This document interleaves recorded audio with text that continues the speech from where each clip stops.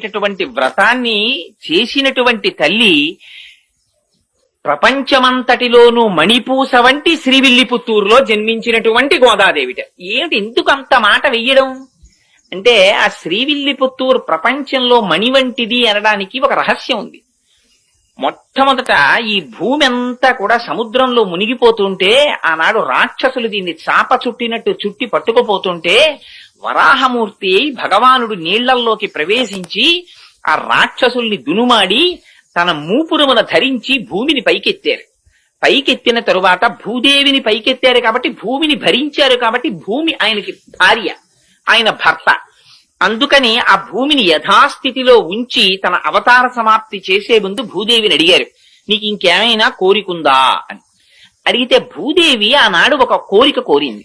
స్వామి, నువ్వు ఇవాళ ఏ రూపంలో ఉన్నావో అదే రూపంతో నాతో కొంతకాలము పాటు గడపవలసినది అని అడిగింది. తప్పకుండా అలాగే గడుపుతానని ఆదివరాహమూర్తి అవతారములో ఉన్నప్పుడు భూదేవితో కలిసి దక్షిణ భారతదేశంలో ఇప్పుడు శ్రీవిల్లిపుత్తూర్ అన్న క్షేత్రము ఎక్కడుందో అక్కడ ఉన్న అడవులలో స్వామి భూదేవితో కలిసి తిరుగుతూ ఉండేవారు. భగవానుడు ఎక్కడ ఏ రూపంలో ఉన్న యోగులు గుర్తిస్తారు. అందుకని అవతారమును దాల్చి, అంటే అక్కడే ఉన్నాడా, అంతటా ఉన్నవాడు అక్కడ కనబడతాడు. ఇప్పుడు కరెంట్ ఉంది, కరెంటు ఇదంతా కరెంట్ ఉంది, తీగలంతా కరెంట్ ఉంది, కానీ ప్రస్ఫుటంగా ఎక్కడ కనపడుతోంది? ఈ లైట్ లో కనపడుతోంది. ఈ లైట్ లోనే కరెంట్ ఉందండి, ఆ తీగలతో కరెంట్ లేదంటే ముట్టుకుంటే తెలుస్తుంది. అందులో ముట్టుకోకూడదు. ఇక్కడ ఇలా దీపం ఉంది కాబట్టి ప్రస్ఫుటంగా తెలుస్తోంది విద్యుత్ ఉందని. అంత మాత్రం చేతి ఇదంతా లేదనే, ఆ వైరంతా ఉంది విద్యుత్తు. అలా ఒక్కొక్క నాడు భగవానుడు ఒక్కొక్క చోట అవతారమూర్తి ప్రస్ఫుటంగా కనపడతాడు. అలా ఆదివరాహమూర్తిగా ఆయన అరణ్యములలో సంచారము చేస్తున్నప్పుడు యోగులందరూ అక్కడికి చేరారు. చేరి వాళ్ళు భూదేవి సహిత ఆదివరాహ స్వామిని చాలా కాలము పాటు సేవ చేశారు. ఇలా ఈ విషయం తెలిసి మునులు, మహర్షులు, ఋషులు, యోగులు అన్ని లోకాల నుంచి అక్కడికి చేరిపోయారు. చేరిపోవడంలో అదొక పెద్ద పట్టణం అయిపోయింది. అదొక పెద్ద పట్టణం అయిపోయిన తర్వాత క్రమక్రమంగా ఆదివరాహమూర్తి యొక్క స్వరూపాన్ని చూసి ఆయన అవతార పరిసమాప్తి చెయ్యవలసినటువంటి సమయం వచ్చింది. అందుకని ఋషుల నోటి వెంట ఒక మాట వచ్చింది, స్వామి నువ్వు ఆదివరాహమూర్తిగా కాకుండా వేరొక స్వరూపంతో కనపడువు అని అడిగారు. అడిగితే ఆయన వెంటనే వటపత్రశాయిగా మారారు. మారి ఆ ఆదివరాహమూర్తి యొక్క స్వరూపం ఆ వైకుంఠనాథుడిలోకి చేరిపోయింది. చేరి ఆయన శ్రీవైకుంఠానికి వెళ్ళిపోయారు. భూదేవికి, భూమి యొక్క అధిష్టాన దేవత అయినటువంటి భూదేవి కూడా ఆయన పాదముల దగ్గర కూర్చొని పాదములు ఒత్తుతూ ఉంటుంది. అలా వెళ్లిపోయే ముందు ఒక విచిత్రం జరిగింది. ఋషులందరూ అక్కడ ఉండి భగవానుడున్నాడని యాగాలు చేస్తుంటే వెంటనే అక్కడికి రాక్షసులు వచ్చారు. ఇవి రెండు ఎప్పుడూ చేరుతాయండి భగవానుడున్న చోట. అందుకే భగవానుడికి సూర్యుడు చంద్రుడు కళ్ళు. రాక్షసులు ఉంటారు, భక్తులు ఉంటారు ఒకే చోట. ఆ రాక్షసుల పట్ల సూర్యుడనే కన్నుతో చూస్తుంటాడు తేజోవంతంగా, భక్తుల పట్ల చంద్రుడనే కన్నుతో చూస్తుంటాడు ప్రశాంతంగా. అందుకే గోపికలు పూర్ణ చంద్రుడి వంటి ముఖంతో ఉన్నారంటే భగవంతుని యొక్క అనుగ్రహాన్ని పొందారు. రాక్షసులు వచ్చి ఆ మహర్షుల్ని వేధిస్తున్నారు, రక్తమాంసాల్ని తెచ్చి యజ్ఞగుండాల్లో పడేస్తున్నారు. ఈ ఋషులందరూ ఆ అరణ్యంలో తిరుగుతున్నటువంటి ఆదివరాహమూర్తి పాదములు పట్టి ప్రార్థించారు, స్వామి నీ అవతార పరిసమాప్తి అయిపోతోంది, ఈ రాక్షసుల్ని దునుమాడమని. ఆయన అన్నారు, ఈ మాత్రం రాక్షసుల్ని దునుమాడడానికి నేను రావలసిన అవసరం లేదు, నా సుదర్శనాన్ని పంపిస్తున్నానన్నారు. వెంటనే చక్రం బయలుదేరి వచ్చింది. వచ్చి అందులో అన్నారు, ఆ వ్యాఖ్యానంలో ఒక విచిత్రమైన మాట రాశారు. అదిట ముందు ఎవరిని చంపిందంటేట ఆ రాక్షసుల యొక్క రథముల చక్రములను పడగొట్టిందిట. ఎందుకంటే మీరు చక్రాలు నేను చక్రాలు ఏమిటే, ఇన్ని చక్రాలు ఉండడానికి వీల్లేదు, ఒక చక్రమే ఉండాలని ముందు చక్రాలు పడగొట్టింది. రథాలు పడిపోతే వాళ్ళందరూ కింద పడ్డారట. కొన్ని కోట్ల మంది రాక్షసుల్ని సంహరించేసింది చక్రం. సంహరించేస్తే దాని నిండా రక్తం మాంసం అంటుకుపోయి మళ్ళీ స్వామి ధరించడానికి అనుకూలమైన స్థితిని పొందడానికి ఆనాడు ఆదివరాహమూర్తి వరుణుణ్ణి పిలిచారట. పిలిచి ఒకసారి చక్రం కడగాలి, ఇక్కడ ఏదైనా నీటిని ఏర్పాటు చేయమన్నారు. స్వామి సుదర్శనాన్ని కడగడానికి సామాన్యమైనటువంటి నీళ్ళేమిటి, గంగా యమునా సరస్వతుల్ని పిలుస్తున్నానని గంగా యమునా సరస్వతుల్ని పిలిచారట. అదే తిరుముక్కోళ తీర్థము అని శ్రీవిల్లిపుత్తూరులో తీర్థం ఏర్పడింది. అందులో సుదర్శనాన్ని కడిగారు. అందుకని ఆ తీర్థంలో స్నానం చేసినటువంటి వాళ్ళకి ఆధ్యాత్మిక జ్ఞానం వస్తుంది అంటారు. సుదర్శనం అంటే మంచి దర్శనము. సుదర్శనాన్ని కడిగారు కనుక దీనితో చూసేటటువంటి దర్శనం ప్రపంచాన్ని చూస్తుంది. ఇక్కడి నుంచి ఆంతరనేత్రంతో చూసేటటువంటి దర్శనం పరమాత్మని చూపిస్తుంది. అది సుదర్శనం కడగడం. అందుకని ఆ కోనేటిలో స్నానం చేస్తారు. సరే, ఆదివరాహమూర్తి తిరిగి వైకుంఠనాథుడిగా వెళ్ళిపోయారు. ఇక్కడ శేషసాయిగా ఆయన అంశ ఉండిపోయింది. అదే మున్నూరు దేవాలయం అని కృష్ణమూర్తి గుడి ఉండిపోయింది శ్రీవిల్లిపుత్తూరులో. అప్పటికి దాని పేరు శ్రీవిల్లిపుత్తూరు కాదు. వెళ్ళిపోయి ఉండగా ఒకనాడు భూదేవి ఆయన పాదములొత్తుతూ ఎందుకో ఒక ప్రశ్న వేసింది. స్వామి, మీకు అనేక రకములైనటువంటి కైంకర్యములు జరుగుతుంటాయి కదా, పుష్పార్చన చేస్తారు, తులసితో అర్చన చేస్తారు, అభిషేకం చేస్తారు. అసలు ఈ అర్చనలన్నింటిల్లో మీకు ప్రీతిపాత్రమైన అర్చన ఏది అని అడిగింది. అడిగినది భూదేవి అడిగింది కనుక ఆయన అన్నారు, నాకు పుష్పార్చన ప్రీతి అన్నారు. పుష్పాలు ఎక్కడి నుంచి రావాలి? భూమిలోంచి రావాలి. అందుకని అడిగిన వాళ్ళని ప్రీతి చెందించడం ఆయన యొక్క కోరిక. అందుకని పుష్పములంటే నాకు ప్రీతి అన్నారు. పుష్పార్చన చేత ప్రీతి చెందుతానన్నారు. అసలు ఆయన అడిగిన పుష్పాలు బాహ్య పుష్పాలు కావు. అహింస ప్రథమం పుష్పం, పుష్పమింద్రియ నిగ్రహ, సర్వభూత దయా పుష్పం, క్షమా పుష్పం, విశేషత జ్ఞాన పుష్పం, ధ్యాన పుష్పం, తప పుష్పం తు సత్తమం, సత్యమష్ట విధం పుష్పం విష్ణో ప్రీతికరం భవేత్ అని ఆ పుష్పాలు. అందుకని ఆ పుష్పార్చన ఇష్టమన్నారు. అయితే నేను పుష్పార్చన చెయ్యాలనుంది కొంతకాలం, మీకు ఎక్కడ జన్మించనని అడిగింది. అడిగితే నువ్వు కడుపున పుట్టవలసిన అవసరం లేదు, నాకు పుష్పార్చన చెయ్యడానికి పుడతానని అడుగుతున్నావు కనుక మన గరుక్మంతుని యొక్క అంశలో భట్టనాథులని ఒకరు జన్మిస్తారు, వారికి అయోనిజవై తులసి వనంలో నువ్వు దొరుకుదువుగానివి అని అభయం ఇచ్చారు. సరే, ఈలోగా ఆదివరాహమూర్తి యొక్క అవతారము పరిసమాప్తి కాగానే అక్కడున్న మహర్షులు ఋషులు అందరూ వెళ్ళిపోయారు. వెళ్ళిపోతే మళ్ళీ అది అడవి కింద ఉండిపోయింది. ఆ అడవిలో చిన్న కుగ్రామం ఒకటి ఏర్పడింది. దాని పేరు పుత్తూరుని పిలిచేవారు. అక్కడ కండువు అనబడేటటువంటి పేరు కలిగినటువంటి వాడు, విల్లి అని పేరు కలిగినటువంటి వాడు, ఇద్దరు ఆటవికులు సోదరులు ఉండేవారు. వాళ్ళిద్దరూ రోజు జంతువుల్ని వేటాడి ఆ మాంసం తెచ్చుకు తినేవారు. వాళ్ళిద్దరూ ఒక రోజున ఒక పులిని వేటాడడానికని బయలుదేరారు. ఆ పులి పరిగెత్తింది ఒక గుహవేపు. అటువేపుగా ఈ విల్లి అన్నవాడు పరిగెత్తాడు, కండు అన్నవాడు పరిగెత్తాడు. ఈ వెళ్ళినటువంటి పులి మీద ఆ కండు అన్నవాడు బాణం వేశాడు. దెబ్బతిన్న పులి ఎటో నక్కింది. దానికోసం విల్లి వెతుకుతున్నాడు, కండువు వెతుకుతున్నాడు. ఆ దెబ్బతిన్న పులి పొంచి ఉండి ఒక్కసారి కండువు మీద పడి వాడి మెడ కొరికి చంపేసింది. చంపి గుహలోకి పారిపోయింది. ఈ విల్లి ఆ చనిపోయినటువంటి కండువు శరీరం మీద పడి ఏడుస్తున్నాడు, అయ్యో నువ్వు పులి చేతిలో మరణించావని. అక్కడే ఉంది ఆలయం, అందులో ఉన్నారు స్వామి. వీడి ఏడుపు విని బాధ చెంది ఆయన బయటికి వచ్చారు. ఒక ముసలి బ్రాహ్మణ రూపంలో వచ్చి, ఏమయ్యా నీ తమ్ముడి గురించి అంత విలపిస్తున్నావు, నీ తమ్ముణ్ణి బ్రతికిస్తాను, ఈ ఆలయం ఒక చిన్న గుడి కడతావా అని అడిగారు. అంటే భగవానుడు రాబోయేటటువంటి విషయాల్ని ఉద్ధరించడానికి ఇప్పటి నుంచే ఆయనకు ఒక ప్రణాళిక ఉంటుంది. అందుకని గుడి కడతావా అన్నారు. అంటే ఆయన అన్నాడు, తొందరలో అలాగే కడతాను, కానీ ముందు నా తమ్ముణ్ణి బతికిస్తే కడతానన్నాడు. నువ్వు కట్టు, తమ్ముణ్ణి బతికిస్తానన్నారు. కాదు, ముందు తమ్ముణ్ణి బతికించి నేను కడతానన్నారు. సంకల్పం చేస్తే ఎంతసేపు అండి, ఆ పిల్లాడు ఆయన బతికాడు. ఇప్పుడు గుడి కట్టన్నారు. అప్పుడు అన్నాడు, అయ్యో మా తమ్ముడి కోసం అన్నాను గాని గుడి కట్టడానికి డబ్బులు ఉండాలి, వేటగాడిని నా దగ్గర డబ్బు ఎక్కడ ఉంది అన్నాడు. ఆయన అన్నారు, గుహలో పులి దూరింది కదా, లోపలికి వెళ్ళి పులిని చంపు, ఆ గుహలో నిధులున్నాయి, ఆ నిధి పట్టుకొచ్చి గుడి కట్టన్నారు. అంటే ఈ విల్లి అనేటటువంటి వాడు ఆ గుహలో దూరి పులిని చంపి నిధిని తెచ్చి గుడి కట్టాడు. అది పుత్తూరు అనబడేటటువంటి కుగ్రామం విల్లి అనేటటువంటి వాడి చేత దేవాలయ నిర్మాణం భగవంతుని పనుకున జరిగింది కాబట్టి విల్లిపుత్తూరు అయింది. ఆ విల్లిపుత్తూరుకి గరుడుని యొక్క అంశలో భట్టనాథులు వచ్చారు. ఆ భట్టనాథులే పెరియాళ్వార్. ఆ పెరియాళ్వార్ ఒకనాడు పుష్పవాటిక పెంచుతుండగా తులసివనంలో భూదేవి యొక్క అంశలో ఆ గోదాదేవి ఆవిర్భవిస్తే ఆ పిల్లని చూశారు ఆయన. అయ్యో చిన్న పిల్ల ఈ పొదలో దొరికింది అని ఆయనకి ఏది పూల మొక్కలలో దొరికినా అది కూడా పువ్వే. అందుకని పట్టుకెళ్లి కృష్ణుడి గుళ్ళో పెట్టేశారు. పెట్టేస్తే అశరీరవాణి పలికింది. పైగా అక్కడున్న భక్తులలో ఒకరి మీదకి ఆవహించి ఆనాడు శ్రీ మహావిష్ణువు మాట్లాడారు. నా అనుగ్రహవశం చేత అయోనిజగా జన్మించింది ఆవిడ భూదేవి అంశ, కన్న తండ్రిలా నువ్వు పాలించన్నారు. సరే అని తీసుకొచ్చారు, భార్యకి ఇచ్చారు. ఆ పిల్ల పెరిగి పెద్దదవుతోంది, మంచి యవ్వనంలో ప్రవేశించింది. నువ్వు పుష్పవాటికకి రాకు, యవ్వనంలో ఉన్నావు కదా, బయట తిరగకూడదు, నువ్వు ఇంట్లో ఉండి పుష్పమాలల కట్టు, నేను పువ్వులు తెస్తానన్నారు. సరే, మీకు తెలిసి ఇంకా కథ. ఆయన పువ్వులు తెచ్చేవారు, ఈవిడ పువ్వులు కడుతుండేది. కట్టిన తరువాత తండ్రి గారు చూడకుండా ఆ పుష్పమాల తన మెడలో వేసుకుని జడలో పెట్టుకుని ఒకసారి నూతులో చూసుకుని ఓసారి అద్దంలో చూసుకుని ఆ పుష్పమాల తీసి బుట్టలో పెట్టేది. ఈ పుష్పమాల పట్టుకుని ఆయన కృష్ణ పరమాత్మకు పట్టుకెళ్లేవారు. అర్చకులు ఆ పుష్పమాల అలంకారం చేద్దామని తీస్తే అందులో మామూలుగా పువ్వు కొండవలసినటువంటి వాసన కన్నా కూడా దివ్యమైన పరిమళం కనబడింది.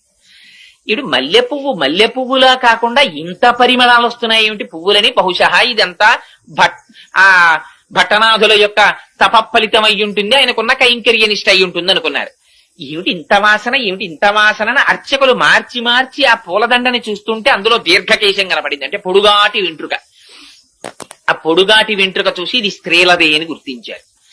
స్త్రీల వెంట్రుక పూలదండలోకి ఎందుకు వచ్చింది? భట్టనాథులు వేరొక స్త్రీ అలంకరించుకున్న దండ పట్టుకురారు కదా, కానీ అడగడానికి ఆయన సామాన్యులు కారు, బాగుండదని దండను అలంకారం చేసేశారు ఆ వెంట్రుకని తీసేసి. అసలు అన్నింటిలోకి చాలా హీనమైనది ఏమిటంటే పూజా మందిరంలోకి కానీ పూజ చేసే పదార్థాల్లో కానీ వెంట్రుక రాకూడదు. అయ్యి బాబోయ్, మార్కండేయ పురాణంలో దానికి ఎంత శుద్ధి చెప్పారో ఆ వెంట్రుక వస్తే. అందుకని ఏమిటి వెంట్రుక ఉందని వెంట్రుక తీసేసి అలా ఇలా 3 నెలలు జరిగింది. జరిగితే ఇది చర్చ పెరిగిపోయింది అర్చకుల్లో.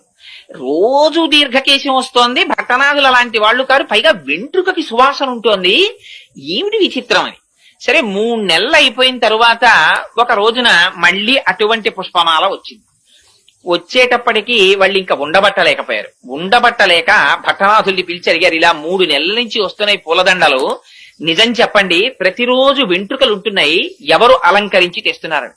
మహాప్రభో, నాది పొరపాటు, నేను ఎప్పుడు ఎవరు అలంకరించినవి తేలేదు, ఈ పుష్పవాటికని పుష్పాలంకృతిని నమ్ముకుని బతుకుతున్న వాడిని నన్ను నమ్మండని ఆయన పుష్పమాలని వెనక్కి తీసుకెళ్లిపోయారు. ఆ రోజున తీసుకెళ్లిపోయి ఎవరు అలంకరించుకుంటున్నారు అని కొంచెం ఆలోచించి చూస్తే తన కూతురే అలంకరించుకుంటారు. చూశారు, అమ్మా ఎంత తప్పు చేశావమ్మా, పరమాత్మకిచ్చే పుష్పహారాన్ని నువ్వు అలంకరించుకుని ఇస్తున్నావా, దానివల్ల నేను మాట పడ్డానమ్మా అని. ఆ రోజున ఆయన పట్టుకెళ్ళడానికి పుష్పమాలలు లేవు, బయటికెళ్లి చూస్తే పువ్వులు దొరకలేదు, బాధ పెట్టుకుని పడుకున్నారు. ఆ రాత్రి ఆయనకి కృష్ణ పరమాత్మ కల్లోకి వచ్చారు, నాకు చాలా ప్రీతి నీ కూతురు అలంకరించుకున్న పుష్పమాలయే, ఆవిడ భూదేవి అంశ, వచ్చిందే ఆ కైంకర్యానికి వచ్చింది, మీ అమ్మాయి అలంకరించుకున్న దండలు పట్టుకొచ్చి నాకు అలంకారం చేయమన్నారు. అంటే భట్టనాథులు అన్నారు, ఈ మాట నాకు చెప్తే సరిపోతుందా, అర్చకులకు కూడా చెప్పండి అన్నారు.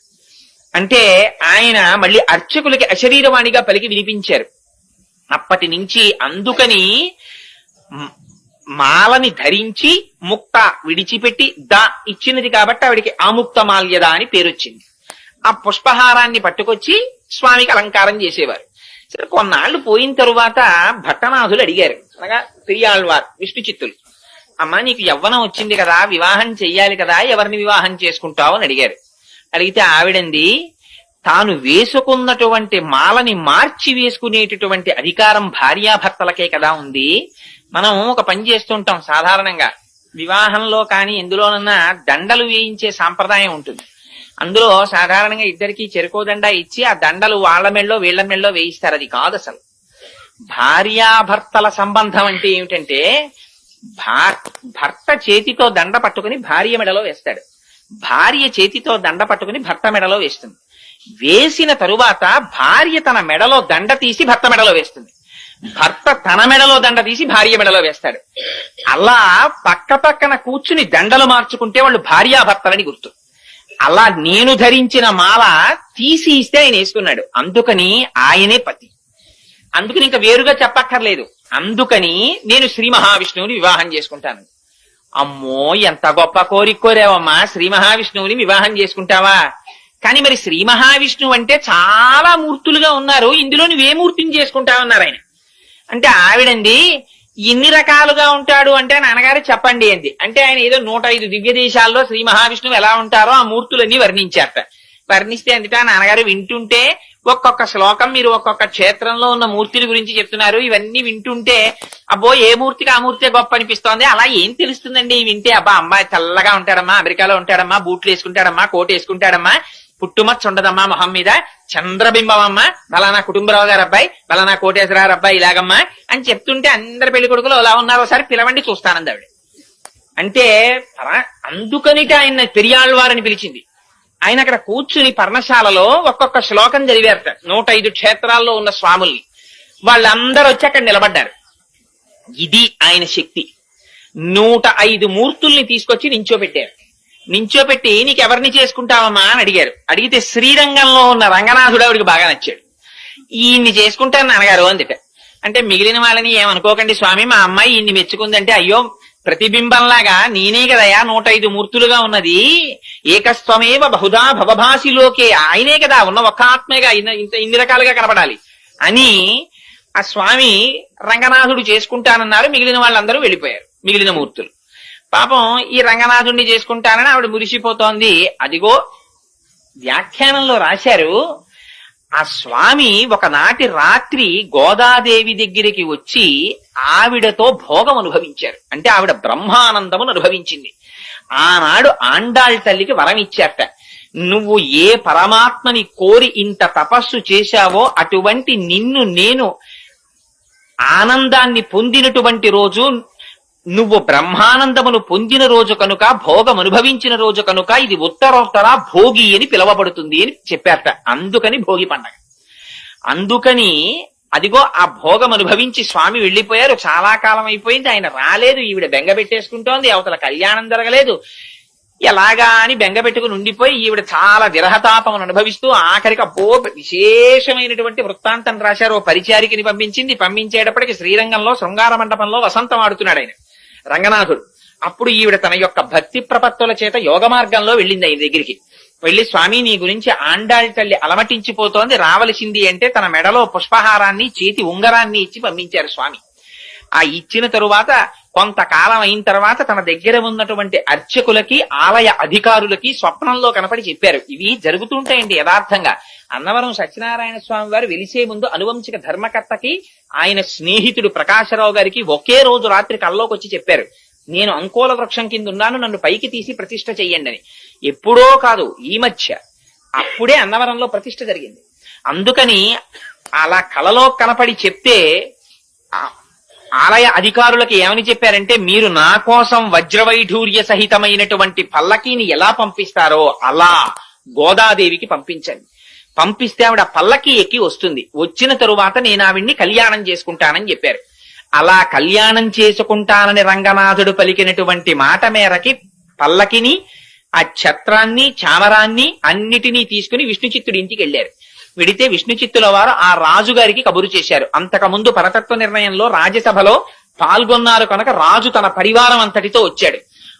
పెద్ద వేడుక కింద ఊరిరిగింపొకటి బయలుదేరి శ్రీరంగం చేరుకున్నారు. చేరుకున్న తర్వాత ఉత్సవమూర్తితో కలిపి అమ్మవారికి వివాహం చేశారు. చేసిన తరువాతట స్పష్టంగా రాశారు. 4 వ్యాఖ్యానాలు ఉన్నాయి గోదాదేవి కళ్యాణం గురించి. 4గింటిల్లో అన్నింటిలో ఆవిడ అంతర్ధానం అయినట్టు రాశారు. కానీ నమ్మాళ్ళవారి దగ్గరికి వెళ్ళినట్టు ఒక చోట 4గింటిలో 4 రకాలు ఈ వివాహం జరిగింది. అందులో పెద్దలు చాలా మంది అంగీకరించినటువంటిది. అందులో వైష్ణవులలో పెద్ద పెద్ద పండితులు సాధికారికంగా అంగీకరించి రాసిన వ్యాఖ్యానాన్ని మాత్రమే నేను విజ్ఞాపన చేస్తున్నాను. అందుకని ఆ తల్లికి ఉత్సవమూర్తితో వివాహం జరిగిన తర్వాత, ఉత్సవమూర్తి అంటే ఒక చోట ఉండదు కదా, మూల విరాట్ లాగా ఉత్సవమూర్తి బయటికి వస్తారు ఊరేగింపుకి. మూల విరాట్ ఎప్పుడు ఆలయంలో ఉంటారు. అందుకని ఆ ఉత్సవమూర్తి తర్వాత సేవకి వెళ్ళిపోయారు. అంటే పొద్దున్నే తిరుమలలో చూడండి కళ్యాణానికి వస్తాయి మూర్తులు. కళ్యాణానికి ఏమిటి, సోమవారం అయితే ఏదో ఒక అర్చన ఉంటుంది, దానికి వస్తారు. మంగళవారం అయితే ఒక సేవ, బుధవారం అయితే సహస్రకలశాభిషేకం, గురువారం అయితే తిరుప్పావడ, శుక్రవారం అయితే పూరాభిషేకం, ఇలా రకరకాలు నిత్య కళ్యాణోత్సవానికి వస్తాయి. ముందు వచ్చి కళ్యాణం జరిగిపోతుంది. కళ్యాణం అయిపోయిన తర్వాత ఊంజల్ సేవకి అద్దాల మండపంలోకి ఎడతాయి. ఊంజల్ సేవ అయిపోయిన తర్వాత రంగనాయకుల మండపంలో వసంతోత్సవానికి వస్తాయి. రంగనాయకుల మండపంలో వసంతోత్సవం అయిపోయిన తర్వాత ఆ రోజు జరగవలసిన ఆర్జిత బ్రహ్మోత్సవానికి వస్తాయి. ఆర్జిత బ్రహ్మోత్సవం అయిపోయిన తర్వాత ఇవే ఉత్సవ విగ్రహాలు బయటికి వస్తాయి. బయటికి వచ్చి స్వామి తన ఉభయనాంచారులతో కలిసి సహస్రదీపాలంకార మండపంలో ఉయ్యాల లూగుతారు. ఉయ్యాల లూగిన తర్వాత ఇదే ఉత్సవమూర్తులు మళ్ళీ లోపలికెడతాయి. ఇంతగా ఆ ఉత్సవమూర్తులు తిరుగుతాయి. మూల విరాట్ లోపల ఉండిపోతారు. ఆవిడ అనుకుందిట, ఏమిటి ఉత్సవమూర్తి ఇలా తిరుగుతున్నారు, ఎప్పుడూ కదలకుండా నాతో కలిసి ఉండిపోయే మూర్తి నాకు కావాలని తండ్రి గారితో కలిసి ప్రదక్షిణం చేసి మూల విరాట్ దగ్గరికి వెళ్లి తన చేతితో నీరాజనమిచ్చి శేషపాన్పున ఎక్కి రంగనాథుడి దగ్గర పాదముల దగ్గర కూర్చుని అంతర్ధానం అయిపోయింది. అలా రంగనాథుణ్ణి అందరూ చూస్తుండగా పొందింది. 30 పాశురములను విజ్ఞాపన చేసి ప్రతిరోజు పాశురాన్ని ఒక పూజ కింద చేసేది ఆవిడ. పార్వతీదేవిని అర్చించిన తరువాత ఆ పాశురాల్ని చదివినట్టుగా వ్యాఖ్యానాల్లో రాశారు. ఎందుచేత అంటే కాత్యాయని వ్రతాన్ని గురించి విన్న తరువాత తిరుప్పావై చేసింది గోదాదేవి. అందుచేత అదిగో అలా చేసి రంగనాథుడి యొక్క భోగమును అనుభవించి మళ్ళీ భూదేవి అంశగా ఆయన పాదములను చేరిపోయినటువంటి మహాతల్లి గోదాదేవి. అటువంటి గోదాదేవి అటువంటి భూమండలములో మణిపూస వంటి శ్రీవిల్లిపుత్తూరు అన్నారు. కారణం ఏమిటంటే అసలు భూమండలాన్ని పైకి తీసుకురాగానే తీసుకొచ్చిన ఆదివరాహమూర్తి తిరిగి ఇప్పటికొస్తుందండి. ఊరే పెద్ద పెద్ద తిథులలో శ్రీవిల్లిపుత్తూరు నుంచి మాల వస్తుందో నాని. నేను తిరుమలలో ఏదో ఒక చాలా సేవలు పరమాత్మ చేయించాడు కాబట్టి నాకు ఆ సేవ జ్ఞాపకం లేదు, కానీ ఒక సేవ జరుగుతుండగా శ్రీవిల్లిపుత్తూరు నుంచి మాల వస్తుందన్నారంటే నేను ఆ మాల కోసం అక్కడ నిలబడి ఎదురు చూసి దర్శనం చేశాను. శ్రీవిల్లిపుత్తూరు నుంచి తీసుకొస్తారు. ముందు రోజు శ్రీవిల్లిపుత్తూరులో అమ్మవారికి అలంకారం చేసి మరునాడు ఉదయం తీసేసిన మాలని ప్రత్యేక వాహనంలో తీసుకొస్తారు తిరుమల. తీసుకొచ్చి అలంకారం చేస్తారు స్వామికి ఇప్పటికీ తిరుమలలో. ఇవన్నీ మళ్ళీ పూలబావిలో వేస్తారు. ఒక్క వెంకటాచలంలో మాత్రం స్వామికి అలంకారం చేసిన పుష్పాలని చేతిలో పెట్టరు ప్రసాదంగా. పూలబావి అని వేరే ఉంది, అందులో వేసేస్తారు. మళ్ళీ అదంతా వేరు వృత్తాంతం అనుకోండి. ఎందుకు అలా చేస్తారు అంటే ఇప్పుడు అవన్నీ మనకి ఎందుకు కానండి, ఎప్పుడైనా వెంకటాచలం గురించి చెప్పుకున్నప్పుడు చెప్పుకుందాం. అందుకని అదిగో అటువంటి స్థితి కనుక ఆ గోదాదేవి ఉన్నటువంటి ప్రాంతం భూమండలంలో మణిపూస. ఆ విల్లిపుత్తూర్ శ్రీ సంబంధంగా అమ్మవారు వచ్చింది కనుక శ్రీవిల్లిపుత్తూర్ అయింది. అక్కడ సాక్షాత్ అమ్మవారు వెలిసింది. ఆదివరాహమూర్తి యొక్క అంశ అయిన వటపత్రసాయి వెలిశారు. అక్కడ మహాభక్తుడైన పెరియాళ్వారు వెలిశారు. ఇన్ని ప్రత్యేకతలు ఉండడం చేత అన్నిటిని మించి సుదర్శనాన్ని కడిగినటువంటి పరమ పావనమైన కోనేరు వెలిసింది. అందుకని ఇన్నున్నాయి కాబట్టి అది భూమండలమునకు మణిపూస అయిన శ్రీవిల్లిపుత్తూర్. ఆ శ్రీవిల్లిపుత్తూరులో గోదాదేవి 30 పాశురములను కలిపి మాల కింద అల్లిందిట. అల్లి రంగనాథుడి మెడలో వేసిందిట. ఈ పాటలని పాడినా చదివినా నోము చేసినా బాహ్యార్థమును విన్నా చదివినా అదే ఫలితం అన్నారు. ఏమిటి పాటలకంత ప్రాముఖ్యత ఏమిటి? ఇవి కేవలం పాటలే కదా, 30 పాటలు. ఇది ఏమైనా వ్రతమా లేకపోతే ఏమైనా క్రతువు ఉందా? మరి ఎందుకు ఇంత గొప్పతనం వచ్చింది దీనికి అంటే అసలు దీన్ని బయటికి రావాలని తప్పించి ప్రాణాలు విడిచిపెట్టినటువంటి ఒక మహాపురుషుడు ఒక ఆయన ఉన్నాడు. అక్కడి లింకు తిరుప్పావైకి. ఎక్కడిదో తెలుసా అండి ఇది? నాథయామున మధ్యమాం అస్మదాచార్య పర్యంతాం వందే గురు పరంపరాం అని చదువుతారే, అందులో నాథముని అని ఒక ఆయన ఉన్నారు. ఆయన త్రికాలవేది మహాయోగి. ఆయన ఒకనాడు చెప్పారు, నా కొడుకుకి కొడుకు మనవడిగా వస్తున్నారు. ఆయన ఆ మనవడు వైష్ణవ మతాన్నంతటినీ కూడా ఈ భూమండలం 4 చెరగలా వ్యాప్తి చేస్తాడు. అటువంటి కారణజన్ముడు పుడుతున్నాడు. ఆయనకి నేనే ఈ విష్ణు సంబంధమైనటువంటి పురాణాలు చెప్పాలని కోరికుంది అని చెప్పేవారు శిష్యులతో. కానీ పాపం ఆయనకి వృద్ధాప్యం వచ్చేసి శరీరం విడిచిపెట్టేస్తున్నారు. ఆయన కొడుకు ఈశ్వరముని అని ఆయన ఉత్తర భారతదేశం క్షేత్రాల్లో దర్శనం చేస్తుంటే రాత్రి కలలోకి వచ్చి కృష్ణ పరమాత్మ చెప్పారు, నేనే నీ కడుపున కొడుకుగా పుడుతున్నాను అని. ఆ ఉత్తర భారతదేశంలో ఉండగా కొడుకు పుట్టాడు కనుక యమునా నది ఒడ్డున పుట్టాడు కనుక యమునకి నాథుడు శ్రీకృష్ణుడు కనుక కృష్ణుడు స్వప్నములో చెబితే పుట్టాడు కనుక యామునుడని పేరు పెట్టారు. ఆయన మనవడిగా రావాలి, కానీ మనవడికి చెప్పుకోవాలి విద్యని తాతగారు కలవరించారు. కానీ ఈలోగా శరీరం పడిపోయింది. పడిపోతుంటే ఆయన ఏమన్నారంటే పుండరీకాక్షుడన్న శిష్యుణ్ణి పిలిచి, ఒరే నేను బ్రతికి ఉండడం లేదు నా మనవడు వచ్చే వరకు, అందుకని నువ్వు ఈ విష్ణు సంబంధమైనటువంటి విద్యనంతటిని నా మనవడికి చెప్పు, నా దగ్గర నేర్చుకున్నావు కనుక అని చేతిలో చెయ్యించుకుని ప్రాణం వదిలేశాడు. ఈ విరూపాక్షుడు కూడా పెద్దవాడైపోయేటప్పటికీ కూడా ఇంకా యామునాచార్యుల వారు తయారు కాలేదు. అందుకని ఆయన శరీరాన్ని విడిచిపెట్టేస్తూ తన శిష్యుడైనటువంటి శ్రీరామమిశ్రుణ్ణి పిలిచి చేతిలో చెయ్యించుకుని యామునాచార్యుల వారికి విద్య నేర్పమని ఆయన ప్రాణం విడిచిపెట్టేశారు. తీరా నిజంగా యామునాచార్యుల వారు పుట్టి పెరిగి పెద్దవారవుతున్న సమయంలో ఈశ్వరముని ప్రాణం వదిలిపెట్టేశారు. ఈ యామునాచార్యుల వారు చదువు నేర్చుకోవలసి వస్తే ఇంత ఏర్పాటు చేస్తే చిట్ట చివరికి కాంచీ నగరానికి వెళ్లి అక్కడ ఒక మహానుభావుడు ఉండేవాడు మహాభాష్య భట్టు అని, ఆయన దగ్గర చదువు నేర్చుకుంటున్నారు. ఎంత చిత్రం జరిగిందంటే ఆ కాంచీ పట్టణాన్ని ఏలేటటువంటి రాజు ఒక ఆయన ఉండేవాడు. ఆయన దగ్గర ఒక పెద్ద ఆస్థాన పండితుడు ఉండేవాడు. ఆయన పేరు విద్వజ్జన కోలాహలుడు. ఆ విద్వజ్జన కోలాహలుడు దేశంలో ఎవరినైనా ఓడించాడు విద్యలో. ఆయన అందుకని రాజుగారిని అడిగాడు, నాకు అందరిలా నువ్వు గ్రామాలు అవి ఇస్తే కుదరదు, అగ్రహారాలును పండితుల దగ్గర పన్నులు వసూలు చేసుకో బతుకుతాను నేను, ఎందుకని ఆ పండితులు నాతో ఢీ కొట్టలేకపోయారనడానికి గుర్తుగా. సరే అలా వసూలు చేసుకోమని శాసనం చేశాడు రాజు. ఆ విద్వజ్జన కోలాహలుడు అందరి దగ్గర పన్నులు వసూలు చేసేవాడు. పండితుడు అన్నవాడు అందరూ పన్ను కట్టాలి ఆయనకి, ఎందుకంటే ఆయన ఓడించలేరు కనుక. యామునాచార్యులు వారు చిన్న పిల్లాడిగా మహాభాష్య భట్టు దగ్గర చదువుకుని వీధరుగు మీద కూర్చొని సంధ్యావందనం చేస్తున్నారు. ఆ రోజున సైనికులు వచ్చి ఈ మహాభాష్య భట్టు గురించి చాలా తక్కువ చేసి మాట్లాడారు. పన్ను కట్టలేదు విద్వజ్జన కోలాహలుడికి, తీసుకెళ్లి కారాగారంలో బారేస్తాం. గురువు గారు ఇంట్లో లేరు. యామునాచార్యులు వారు అడిగారు, ఎందుకు కట్టాలరా మీకు పన్నుని అంటే, మా గురువు గారు విద్వజ్జన కోలాహలుడు, ఆయన ముందు ఏ పండితుడు నిలబడలేరు, మీ గురువు గారు నిలబడలేకపోయారు, అందుకు పన్ను కట్టాలన్నారు. అంటే ఈయనన్నారు, యామునాచార్యుల వారు చిన్న పిల్లాడండి, 7 ఏళ్ళు 8 ఏళ్ళు ఉంటాయి అప్పటికాయనకి. ఆయన అన్నారు, మా గురువు గారు మీ గురువు గారికి పన్ను కట్టడం ఏమిట్రా, కట్టడు, అంత అహంకరించున్నాడా మీ గురువు, నేను 2 శ్లోకాలు ఇస్తున్నాను, వీటిని పట్టుకెళ్లి మీ గురువుకు చూపించని ఓ తాళపత్రాన్ని తీసి దాని మీద 2 శ్లోకాలు రాసి ఇచ్చారు. నేను పండితుణ్ణి కాను, నేను కవిని కాను, నేను వినయము చేత సుసంపన్నుణ్ణి, కానీ ఎదురు తిరిగిన వాళ్ళ కొమ్ములు విరిచేసే మేటిగండి అని పద్యాలు రాశారు. రాస్తే ఇది పట్టుకెళ్లి విద్వజ్జన కోలాహలుడికి చూపించారు. చూపిస్తే ఆయన ఆశ్చర్యపడి, ఎవడరా బుడతాడు నా మీద ఇంత పద్యాలు రాశాడా, వాడిని తీసుకురండి అంటే భటులు వెళ్ళారు. వెళ్ళి ఏదో ఈడ్చుకొస్తామని పెడితే ఆయన అన్నాడు, పండితుడికి పండితుల పట్ల ప్రవర్తించే విధానమే తెలియని దౌర్భాగ్య దేశం రా ఇది, ఇలాగా ఎదిరించిన పండితుడిని తీసుకెళ్దాం, గౌరవంతో తీసుకెడితే వస్తానని చెప్పు మీ గురువుకి అన్నారు. ఇవిడ చిన్న పిల్లాడేమిటి ఇలా మాట్లాడడం ఏమిటని పల్లకి పంపించారు రాజుగారు.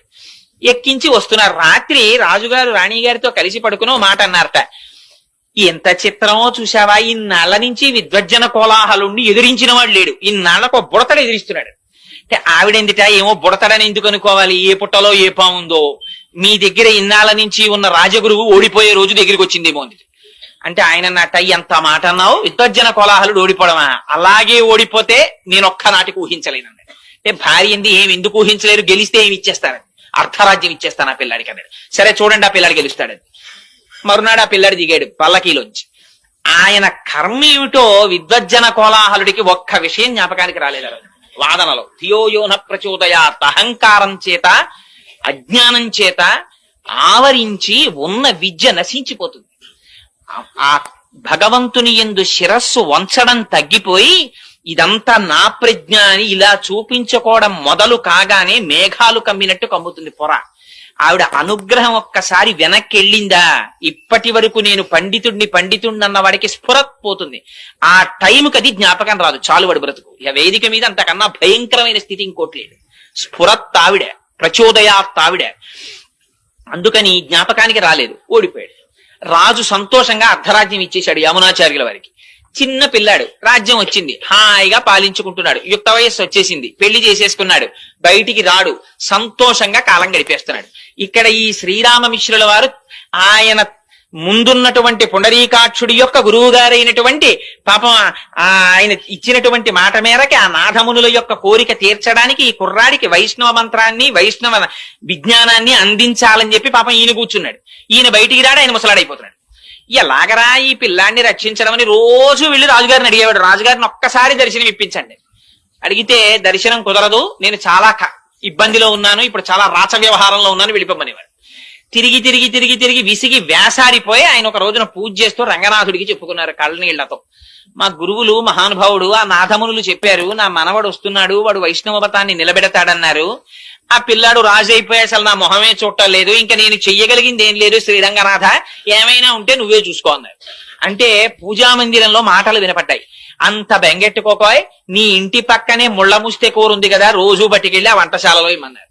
అంటే ముళ్ళ ముస్తె కూర అని నీటి పక్కన పెరుగుతుంది, ఆ కూర రోజు తింటే విడిచిపెట్టకుండా ప్రతిరోజు తినాలి. తింటే ఏమవుతుందంటే విషయభోగముల మీద ఆ లంపటం వదిలిపోయి వైరాగ్యం వస్తుంది ఆ కూర తింటే, దానికి ఆ లక్షణం ఉంది. అందుకని ఆ ముళ్ళ ముస్తె కూర పట్టుకెళ్లి పాపం రోజు ఈయన ఈ శ్రీరామమిశ్రుల వారు వంటశాలలో ఇచ్చి రాజుగారికి పెట్టమనేవారు. ఆ వంటవాడిని ఏదో మంచి చేసుకుంటే ఆయన వండేవాడు, విస్తట్లో వేశాడు. రాజశాసనం ఏమిటంటే వడ్డించేటప్పుడు వంటవాడు రాజుతో మాట్లాడకూడదు. అందుకని ఈయన వడ్డించడమే అంతే, పులుసో అంటే వేయడమే, అంతేగాని పులుసు బాగుందా అని అడగకూడదు. అందుకని ఆయన వడ్డించేవాడు, ఈయన తింటుండేవాడు. ఎక్కడిది ఈ కూరని ఆయన అడిగేవాడు కాదు, పాపం ఎవరో పట్టుకొచ్చారని ఈయన చెప్పేవాడు కాదు, తలగా ఎగిరిపోతుంది, ఆయన వెళ్ళిపోయేవాడు. ఇలా కొన్ని నెలలు అయిపోయింది. కానీ ఆయనకి వైరాగ్యం ప్రారంభమైంది ఆ ముస్తె కూర తిని. కానీ పాపం రోజు వచ్చి ఈయన అడుగుతూ ఉండేవాడు ఈ శ్రీరామమిశ్రుడు, ఏమయ్యా ఏమైనా అడిగాడా నా గురించి, ఎవరు తెచ్చారు ఈ కూరని ఏమైనా అడిగాడా అని. తిని వెళ్ళిపోయాడు ఆయన అనేవాడు. ఆఖరికి ఓ రోజున ఇంటికి వెడుతుంటే వర్షం పడింది, చలేసింది, జ్వరం వచ్చింది, ఇంట్లో పడిపోయాడు, 10 రోజులు అయిపోయింది, ముసలాయన అయిపోయాడు. ఎన్నాళ్ళు ముళ్ళ ముస్తకూర పెడితే మారుతాడు రాయన, నా వల్ల కాదు రంగనాథ, ఇంక నేను చెయ్యగలిగింది లేదు అన్నాడు. ఆ రోజున రాజుగారు భోజనం చేస్తూ వంటవాడిని పిలిచి, రోజు ఒక ఆకుకూర పెట్టేవాడివి పెట్టలేదే అన్నాడు. అంటే వంటవాడు అన్నాడు, మహాప్రభో మాట్లాడితే తలకాయ పోతుందని నేను చెప్పలేదు గాని ఎవరో వృద్ధుడైన వైష్ణవుడు ప్రతిరోజు ఈ ఆకుకూర తెస్తాడు, మీకు పెట్టమన్నాడు, పెడుతున్నాను. ఎందుచేతనో ఒక 10 రోజుల నుంచి ఆయన రావట్లేదు, ఆయన మీ దర్శనానికి కొన్ని 100 మార్లు ప్రయత్నించారు, మీరు దర్శనం ఇవ్వలేదు అన్నాడు. అరెరే అలాగా, ఒక వైష్ణవుడు వృద్ధుడు నా కోసం ఆకుకూర తెస్తున్నాడు ఆ రోజు, ఈ మాట నీకు కనపడితే నా దర్శనానికి పంపించన్నాడు అని వెళ్ళిపోయాడు రాజు. ఈయన ఇంకా విసిగెత్తిపోయి వెళ్ళడం మానేశారు. ఇంకా చిట్ట చివరి ప్రయత్నం, రంగనాథ ఇక నేను వెళ్ళను సుమా, నా మీద నువ్వు ఆశెట్టుకోవద్దు, ఇవాళ ఒక్కరోజు పట్టుకెడుతున్నాను కూరని ఓ రోజున మెల్లిగా వండుకుతూ పాపం ఆ కూర పట్టుకుని వెళ్ళారు. వెడితే వంటవాడు గభాలన కౌగిలించుకుని, మహానుభావ మీ గురించే చూస్తున్నాను, రాజుగారు అడిగారు దర్శనం చేయండి అన్నాడు. రాజుగారి దగ్గరికి ప్రవేశపెట్టారు. రాజుగారు ఆయనని చూడగానే ఆయన దివ్యమైన తేజస్సు చూసి సింహాసనంలోంచి లేచి కాళ్ళ మీద పడ్డాడు. పడి, నా కోసం ఎందుకు తెచ్చారు ఈ ముళ్ళ ముస్తె కూర ఇన్నాళ్ళ నుంచి అని అడిగాడు. అడిగితే, ఏమీ లేదండి, మీ తాత ముత్తాతలు పెద్ద నిధి ఒకటి సంపాదించి పెట్టారు, దాన్ని మీకు ఇమ్మన్నారు, ఎలాగో అలా మీ దర్శనం అయితే ఆ నిధి మీకు అప్పచెప్పేద్దాం, పెద్దవాడిని అయిపోతున్నాను కదా అని మిమ్మల్ని అడుగుదామని ఏదో ఒక అనుబంధం పెట్టుకోవడానికి కూర తెచ్చాను అంటే రాజన్నాడు, అయ్యో దానికి ఉంది, ఇప్పుడే సైన్యంతో వచ్చేసి అని తెచ్చేసుకుంటాను, ఎక్కడుంది చెప్పండి అన్నాడు. అబ్బాయి అలా కుదరదు రాజా, దానికి ఒక చిన్న షరత్ ఒకటి ఉంది, కొంచెం మీరు భగవద్గీత 18 అధ్యాయాలు చదివేస్తే తీసుకెళ్లి మీకు ఆ నిధి ఇచ్చేస్తామన్నాడు. భగవద్గీత అప్పటికి ఆయనకి కూడా ఈ కూర తిని తిని తిని తిని తిని అసలు నేను ఎందుకు వచ్చానన్న వైరాగ్యం ప్రారంభమైంది. అందుకని ఆ భగవద్గీత ఎవరో మళ్ళీ నేను కొత్తగా పండితుడిని ఎక్కడ చూసుకుంటాను, మీరే చెప్పకూడదా రోజు అన్నాడు. అంతకన్నా భాగ్యమా మహానుభావ, నాథమునుల కోరిక తీరుతుందని ప్రతిరోజు వచ్చి 18 అధ్యాయాలు చెప్పాడు. పూర్ణమైన వైరాగ్యం వచ్చింది రాజుకి. ఇప్పుడు చూపిస్తారా నిధిని అని అడిగాడు. ఆ రోజు కోసమే ఎదురు చూస్తున్నాను మహారాజా, రెండని తీసుకెళ్లాడు శ్రీరంగానికి. తీసుకెళ్లి ఆ శ్రీరంగనాథుడు ఇలా పడుకుని దక్షిణ దిక్కికి చూస్తూ ఇలా పడుకుని ఉంటారు. ఆ పాదముల దగ్గర శ్రీదేవి భూదేవి ఉంటారు. ఆ శ్రీరంగనాథుడి పాదాలు చూపించి, ఇదే మీ తాత ముత్తాతలు మీకు ఇచ్చిన పెన్నిధి, ఈ పెన్నిధిని మళ్ళీ మీకప్పజెప్పాలని ఆ పాదములను కొలిచేటటువంటి వైష్ణవుల యొక్క భక్తి, ఆ సాహిత్యము, ఆ సంపద ఇవన్నీ నిలబెట్టేటట్టుగా మీరు ఒక గొప్ప ఆచార్యులు కావాలని మీ తాత అపేక్షించారు, కానీ మీరు రాచరికంలో పడిపోయారు అని చెప్పి శ్రీరంగనాథుడి పాదాలు చూపించి అది నిధి అని చెప్పారు. వెంటనే ఆయన ఏం చేశాడంటే తన కొడుక్కి పట్టాభిషేకం చేసేసి శ్రీరంగంలో పర్ణశాల నిర్మించుకుని 5 పుస్తకాలు రాశారు. రాసి దేశంలో ఎందరో పండితుల్ని ఓడించి వైష్ణవ మతాన్ని స్థాపించారు. ఆయన స్థాపించిన వారు 120 సంవత్సరాలు బ్రతికారు. యామునాచార్యుల వారు 120వ సంవత్సరంలో ఆయన శరీరాన్ని విడిచిపెట్టేసే ముందు రామానుజాచార్యుల వారికి కబురు చేశారు ఒకసారి రమ్మని.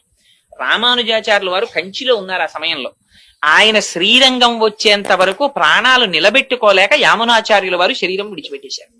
ఈయన పొద్దున్న శరీరం విడిచిపెట్టారు, మధ్యాహ్నానికి రామానుజాచార్యుల వారు వచ్చారు. వస్తే అరెరే ఆయన జీవించి ఉండగా దర్శనం చేయలేకపోయారని బెంగబెట్టుకుని బాధపడ్డారు. బాధపడి ఆ భౌతిక కాయాన్ని తిప్పడంలో కుడి చేతి 3 వేళ్లు ఇలా ముడుచుకుపోయి కనపడ్డాయి యామునాచార్యుల వారు. అదేమిటి, ఈయన బతికున్నప్పుడు కూడా ఇలాగే వేళ్లు ముడుచుకుని ఉండేవా అని అడిగారు. అడిగితే ఏమో తెలియదు, అలా ఉండేవి కావు, చేతులు బాగానే ఉండేవి, ఎందుకో చచ్చిపోయిన తర్వాతే ఈ 3 వేళ్లు ముడుచుకున్నాయన్నారు. అప్పుడు రామానుజాచార్యుల వారు ఆలోచించి, ఈయనకి ఏవో తీరని కోరికలు 3 ఉండిపోయాయి, అవి నాకు చెప్పాలనుకున్నారు, అందుకే నాకు కబురు చేశారని ఒక్కసారి అంతర్ముఖులై ధ్యానం చేసి 3 ప్రతిజ్ఞలు చేశారు. బ్రహ్మసూత్రాలకి వైష్ణవతత్వంగా నేను భాష్యం రాస్తాను, అది మీకు తీరని కోరికగా ఉండిపోయింది కాబట్టి నేను ఆ కోరిక తీరుస్తానన్నారు. ముడుచుకుపోయిన వేళ్లలో ఒక వేలు పైకి తెరుచుకుంది. అందుకని రామానుజులు శ్రీభాష్యం రాశారు. 2వ కోరిక, ఇంతకు పూర్వం ఆళ్వారులు గోదాదేవి వంటి వారు వ్రాసి పాడినటువంటి పాటలు జనసామాన్యంలో ప్రచారంలో లేవు. వాటిని నేను ప్రయత్నపూర్వకంగా ప్రచారం చేసి ఆ పాటలకి ఆ వ్రతాలకి ఒక స్థాయిని కల్పిస్తానని ప్రతిజ్ఞ చేశారు. 2వ వేలు తెరుచుకుంది. మళ్ళీ మీకులా బెంగ పెట్టుకుని విడిచిపెట్టకుండా ఈ పీఠానికి నేను ఉండగానే సమర్థుడైనటువంటి ఉత్తరాధికారిని నియమిస్తానని ప్రతిజ్ఞ చేశారు. 3వ వేలు తెరుచుకుంది. అందుకని ఆయన ఉండగానే పరాశర భట్టర్లను తీసుకొచ్చి ఉత్తరాధికారిగా నియమించారు. అదిగో రామానుజాచార్యుల వారు చేసినటువంటి ప్రతిజ్ఞని నిలబెట్టుకోవడానికి ఆనాడు గోదాదేవి చేసినటువంటి వ్రతానికి ప్రాచుర్యం కల్పించారు. కల్పించి అది యామునాచార్యుల వారికి ఉండిపోయిన కోరిక. అది శ్రీ మహావిష్ణువు యొక్క సంకల్పం. ఇటువంటి వ్రతం కలియుగంలో అందరికీ అందాలి అని. అందుకని అదిగో అందుచేత ఫలస్తుతి పాశురం దగ్గరికి వచ్చేటప్పటికి అంత చిత్రమైన మాట మాట్లాడారు. భూమండలంలో మణిపూస వంటి శ్రీవిల్లిపుత్తూరులో జన్మించినటువంటి నిత్యము తులసిమాలలు ధరించేటటువంటి భటనాథుడు. నిత్యం తులసిమాలలు ధరించేటటువంటి వారు అంటే శ్రీ మహావిష్ణువు యొక్క నాభికమలంలోంచి బ్రహ్మగారు ఆవిర్భవించారు. బ్రహ్మగారు ఆవిర్భవించినటువంటి మొట్టమొదటి తామర పువ్వు శ్రీ మహావిష్ణువు యొక్క నాభిలోంచి వచ్చింది. ఆ తామర పువ్వు యొక్క మూలము అంటే ఆ గింజ శ్రీ నారాయణుడు. అందుకని నారాయణ స్వరూపంగా మెడలో తులసిమాలలు వేసుకుంటారు. అంతటి మహాభక్తుడైనటువంటి విష్ణు చిత్తుల యొక్క కుమార్తెగా వచ్చిన గోదాదేవి అనడంలో ఆ శ్రీవిల్లిపుత్తూరుని, ఆ గోదాదేవిని, ఆ భూదేవిని, ఆ ఆదివరాహమూర్తిని, యామునాచార్యుల్ని, రామానుజుల్ని, వారి కోరికని ఇన్నింటిని జ్ఞాపకం చేస్తున్నారు. అందుకొని వచ్చినటువంటి ఈ తిరుప్పావైని ఈ 30 పాశురములను కేవలముగా చదివినా అందరికీ ఆ భాష అర్థం కాదు కదండి. అందుకని అర్థం కాకుండా చదివినా, లేదు అర్థముతో ఆ వ్రతమును అనుసంధానము చేసినా, లేక కేవలము పైన ఉండేటటువంటి దాని అర్థాన్ని తెలుసుకోవడానికి ఆ వ్యాఖ్యానాన్ని చదివినా, విన్నా, చెప్పినా, ఆనాడు గోదాదేవి ఎటువంటి ఫలితాన్ని పొందిందో, ఎటువంటి ఫలితాన్ని పొందింది? శ్రీరంగనాథుడిలో ఐక్యాన్ని పొందింది. గోపికలు ఎటువంటి ఫలితాన్ని పొందారో, వాళ్ళు ఎటువంటి ఫలితాన్ని పొందారు?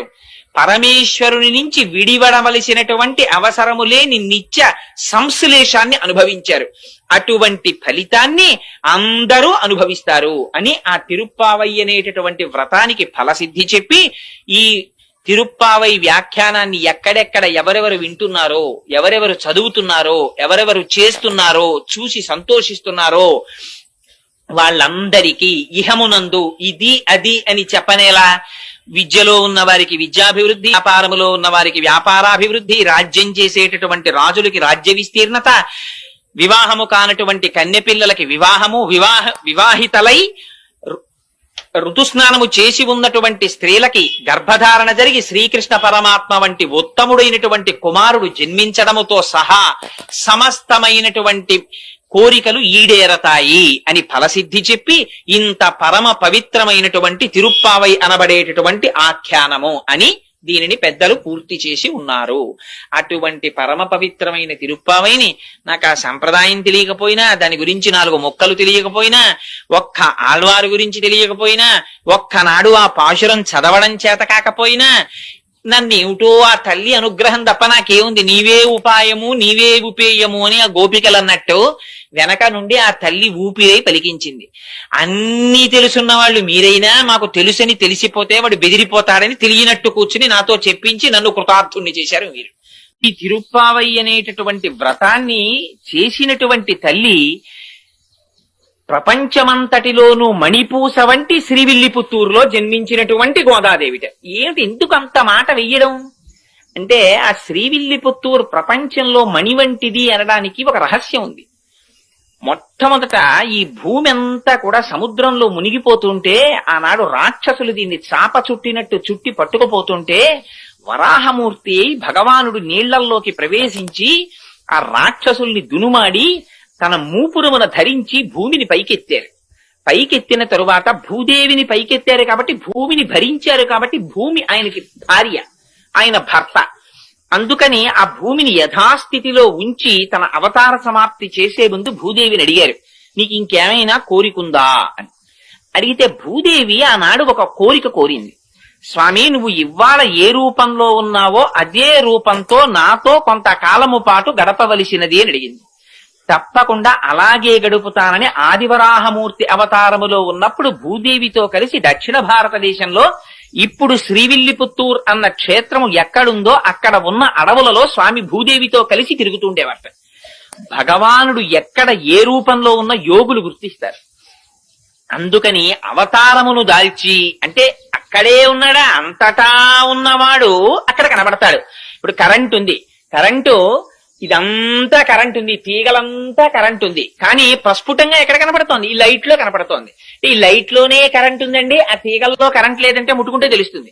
అందుని ముట్టుకోకూడదు. ఇక్కడ ఇలా దీపం ఉంది కాబట్టి ప్రస్ఫుటంగా తెలుస్తోంది విద్యుత్ ఉందని. అంత మాత్రం చేతి ఇదంతా లేదనే, ఆ వైరంతా ఉంది విద్యుత్తు.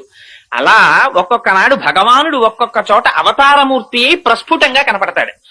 అలా ఆదివరాహమూర్తిగా ఆయన అరణ్యములలో సంచారము చేస్తున్నప్పుడు యోగులందరూ అక్కడికి చేరారు.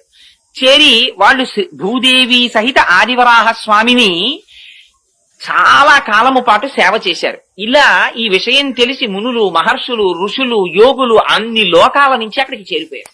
చేరిపోవడంలో అదొక పెద్ద పట్టణం అయిపోయింది. అదొక పెద్ద పట్టణం అయిపోయిన తర్వాత క్రమక్రమంగా ఆదివరాహమూర్తి యొక్క స్వరూపాన్ని చూసి ఆయన అవతార పరిసమాప్తి చెయ్యవలసినటువంటి సమయం వచ్చింది. అందుకని ఋషుల నోటి వెంట ఒక మాట వచ్చింది, స్వామి నువ్వు ఆదివరాహమూర్తిగా కాకుండా వేరొక స్వరూపంతో కనపడువు అని అడిగారు. అడిగితే ఆయన వెంటనే వటపత్రశాయిగా మారారు. మారి ఆ ఆదివరాహమూర్తి యొక్క స్వరూపం ఆ వైకుంఠనాథుడిలోకి చేరిపోయింది. చేరి ఆయన శ్రీవైకుంఠానికి వెళ్ళిపోయారు. భూదేవికి భూమి యొక్క అధిష్టాన దేవత అయినటువంటి భూదేవి కూడా ఆయన పాదముల దగ్గర కూర్చొని పాదములు ఒత్తుతూ ఉంటుంది. అలా వెళ్లిపోయే ముందు ఒక విచిత్రం జరిగింది. ఋషులందరూ అక్కడ ఉండి భగవానుడున్నాడని యాగాలు చేస్తుంటే వెంటనే అక్కడికి రాక్షసులు వచ్చారు. ఇవి రెండు ఎప్పుడూ చేరుతాయండి భగవానుడున్న చోట. అందుకే భగవానుడికి సూర్యుడు చంద్రుడు కళ్ళు. రాక్షసులు ఉంటారు, భక్తులు ఉంటారు ఒకే చోట. ఆ రాక్షసుల పట్ల సూర్యుడనే కన్నుతో చూస్తుంటాడు తేజోవంతంగా, భక్తుల పట్ల చంద్రుడనే కన్నుతో చూస్తుంటాడు ప్రశాంతంగా. అందుకే గోపికలు పూర్ణ చంద్రుడి వంటి ముఖంతో ఉన్నారంటే భగవంతుని యొక్క అనుగ్రహాన్ని పొందారు. రాక్షసులు వచ్చి ఆ మహర్షుల్ని వేధిస్తున్నారు, రక్తమాంసాల్ని తెచ్చి యజ్ఞగుండాల్లో పడేస్తున్నారు. ఈ ఋషులందరూ ఆ అరణ్యంలో తిరుగుతున్నటువంటి ఆదివరాహమూర్తి పాదములు పట్టి ప్రార్థించారు, స్వామి నీ అవతార పరిసమాప్తి అయిపోతోంది, ఈ రాక్షసుల్ని దునుమాడమని. ఆయన అన్నారు, ఈ మాత్రం రాక్షసుల్ని దునుమాడడానికి నేను రావలసిన అవసరం లేదు, నా సుదర్శనాన్ని పంపిస్తున్నానన్నారు. వెంటనే చక్రం బయలుదేరి వచ్చింది. వచ్చి అందులో అన్నారు, ఆ వ్యాఖ్యానంలో ఒక విచిత్రమైన మాట రాశారు. అదిట ముందు ఎవరిని చంపిందంటేట ఆ రాక్షసుల యొక్క రథముల చక్రములను పడగొట్టిందిట. ఎందుకంటే మీరు చక్రాలు నేను చక్రాలు ఏమిటే, ఇన్ని చక్రాలు ఉండడానికి వీలేదు, ఒక చక్రమే ఉండాలని ముందు చక్రాలు పడగొట్టింది. రథాలు పడిపోతే వాళ్ళందరూ కింద పడ్డారట. కొన్ని కోట్ల మంది రాక్షసుల్ని సంహరించేసింది చక్రం. సంహరించేస్తే దాని నిండా రక్తం మాంసం అంటుకుపోయి మళ్ళీ స్వామి ధరించడానికి అనుకూలమైన స్థితిని పొందడానికి ఆనాడు ఆదివరాహమూర్తి వరుణుణ్ణి పిలిచారట. పిలిచి ఒకసారి చక్రం కడగాలి, ఇక్కడ ఏదైనా నీటిని ఏర్పాటు చేయమన్నారు. స్వామి సుదర్శనాన్ని కడగడానికి సామాన్యమైనటువంటి నీళ్ళేమిటి, గంగా యమునా సరస్వతుల్ని పిలుస్తున్నానని గంగా యమునా సరస్వతుల్ని పిలిచారట.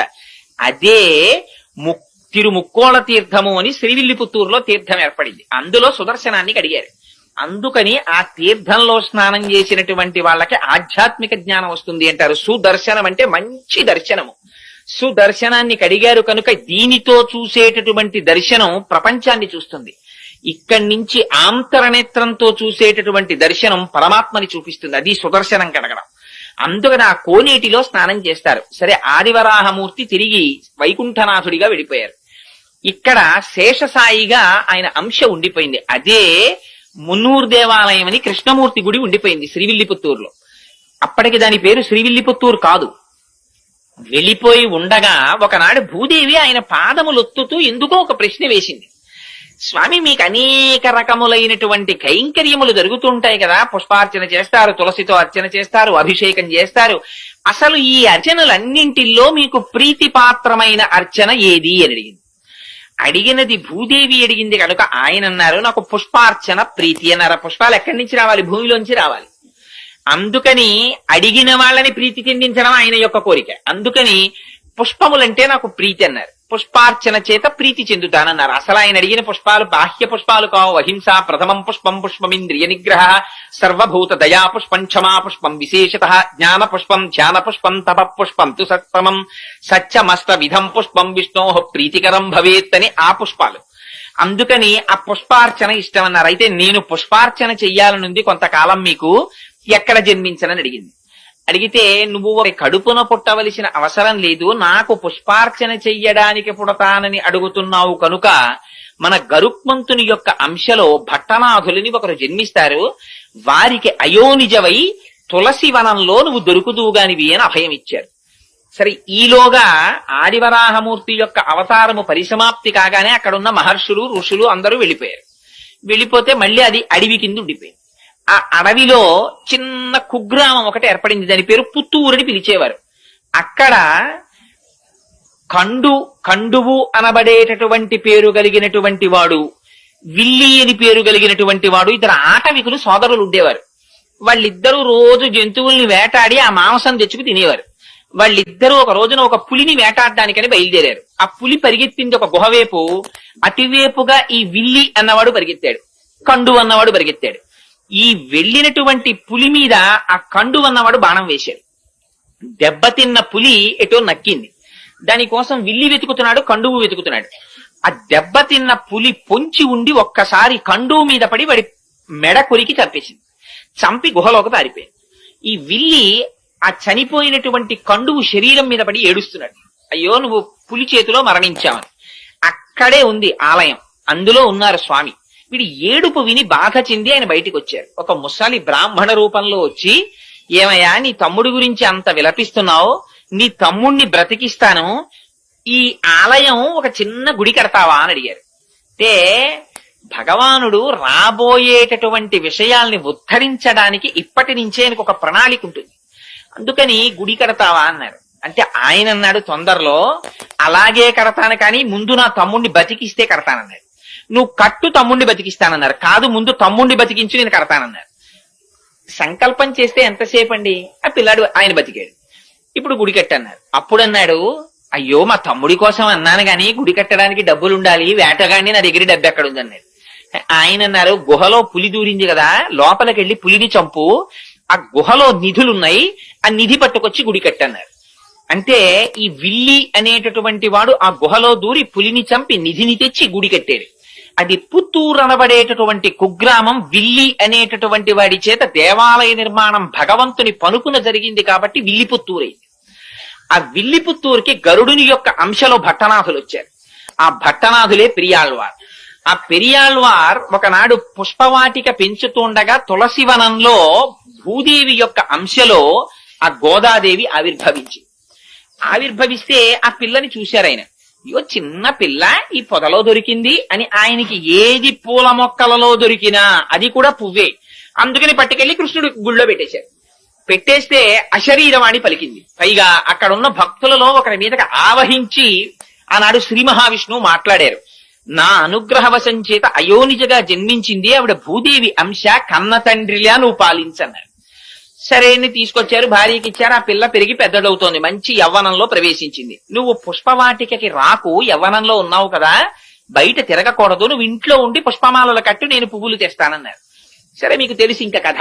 ఆయన పువ్వులు తెచ్చేవారు, ఈవిడ పువ్వులు కడుతుండేది. కట్టిన తరువాత తండ్రి గారు చూడకుండా ఆ పుష్పమాల తన మెడలో వేసుకుని జడలో పెట్టుకుని ఒకసారి నూతులో చూసుకుని ఓసారి అద్దంలో చూసుకుని ఆ పుష్పమాల తీసి బుట్టలో పెట్టేది.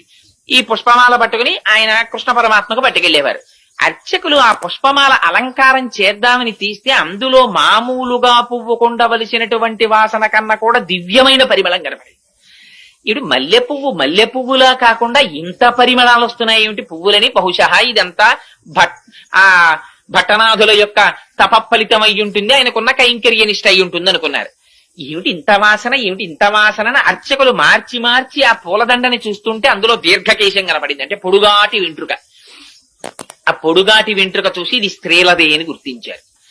స్త్రీల వెంట్రుక పూలదండలోకి ఎందుకు వచ్చింది? భట్టనాథులు వేరొక స్త్రీ అలంకరించుకున్న దండ పట్టుకురారు కదా, కానీ అడగడానికి ఆయన సామాన్యులు కారు, బాగుండదని దండను అలంకారం చేసేశారు. ఆ వెంట్రుకని తీసేసి అసలు అన్నింటిలోకి చాలా హీనమైనది ఏమిటంటే పూజా మందిరంలోకి కానీ పూజ చేసే పదార్థాల్లో కానీ వెంట్రుక రాకూడదు. అయ్యి బాబోయ్, మార్కండేయ పురాణంలో దానికి ఎంత శుద్ధి చెప్పారో ఆ వెంట్రుక వస్తే. అందుకని ఏమిటి వెంట్రుక ఉందని వెంట్రుక తీసేసి ఇలా 3 నెలలు జరిగింది. జరిగితే ఇది చర్చ పెరిగిపోయింది అర్చకుల్లో. రోజు దీర్ఘకేశం వస్తోంది, భట్టనాథులు అలాంటి వాళ్ళు కాదు, పైగా వెంట్రుకకి సువాసన ఉంటోంది, ఏమిటి విచిత్రం అని. సరే 3 నెలలు అయిపోయిన తరువాత ఒక రోజున మళ్ళీ అటువంటి పుష్పమాల వచ్చింది. వచ్చేటప్పటికి వాళ్ళు ఇంకా ఉండబట్టలేకపోయారు. ఉండబట్టలేక భట్టనాథుల్ని పిలిచి అడిగారు, ఇలా 3 నెలల నుంచి వస్తున్నాయి పూలదండలు, నిజం చెప్పండి, ప్రతిరోజు వెంట్రుకలు ఉంటున్నాయి, ఎవరు అలంకరించి తెస్తున్నారని.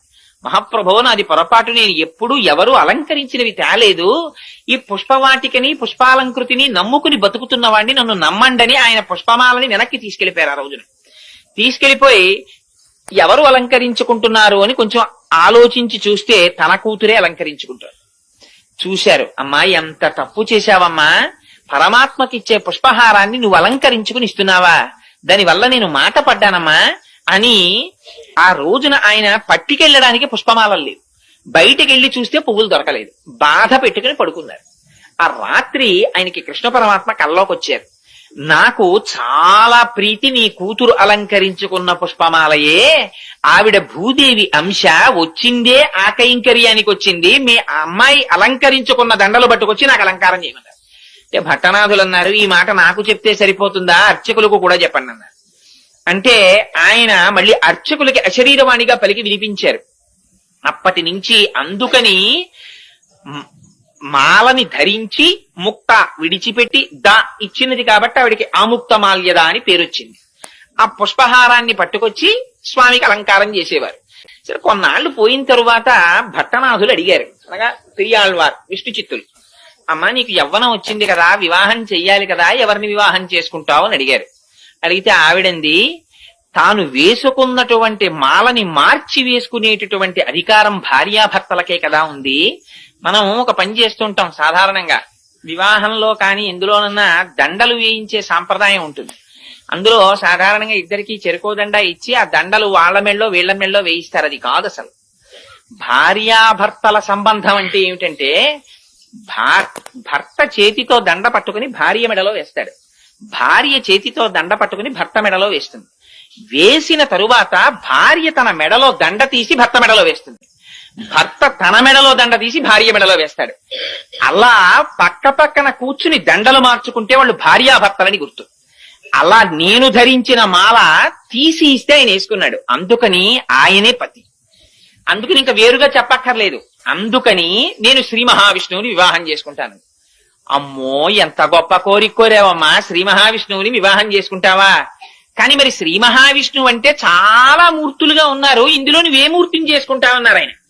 అంటే ఆవిడంది, ఇన్ని రకాలుగా ఉంటాడు అంటే నాన్నగారు చెప్పండి అంది. అంటే ఆయన ఏదో 105 దివ్య దేశాల్లో శ్రీ మహావిష్ణువు ఎలా ఉంటారో ఆ మూర్తులన్నీ వర్ణించారట. వర్ణిస్తే అందుట నాన్నగారు వింటుంటే, ఒక్కొక్క శ్లోకం మీరు ఒక్కొక్క క్షేత్రంలో ఉన్న మూర్తుల గురించి చెప్తున్నారు, ఇవన్నీ వింటుంటే అబ్బో ఏ మూర్తికి ఆ మూర్తి గొప్ప అనిపిస్తోంది. అలా ఏం తెలుస్తుందండి వింటే? అబ్బా అమ్మాయి తెల్లగా ఉంటాడమ్మా, అమెరికాలో ఉంటాడమ్మా, బూట్లు వేసుకుంటాడమ్మా, కోట్ వేసుకుంటాడమ్మా, పుట్టుమచ్చ ఉండదమ్మా మొహం మీద, చంద్రబింబం అమ్మ, బలానా కుటుంబరావు గారు అబ్బాయి, బలానా కోటేశ్వరరావు అబ్బాయి ఇలాగమ్మా అని చెప్తుంటే అందరి పెళ్లి కొడుకులు అలా ఉన్నారు, ఒకసారి పిలవండి చూస్తానంది ఆవిడ.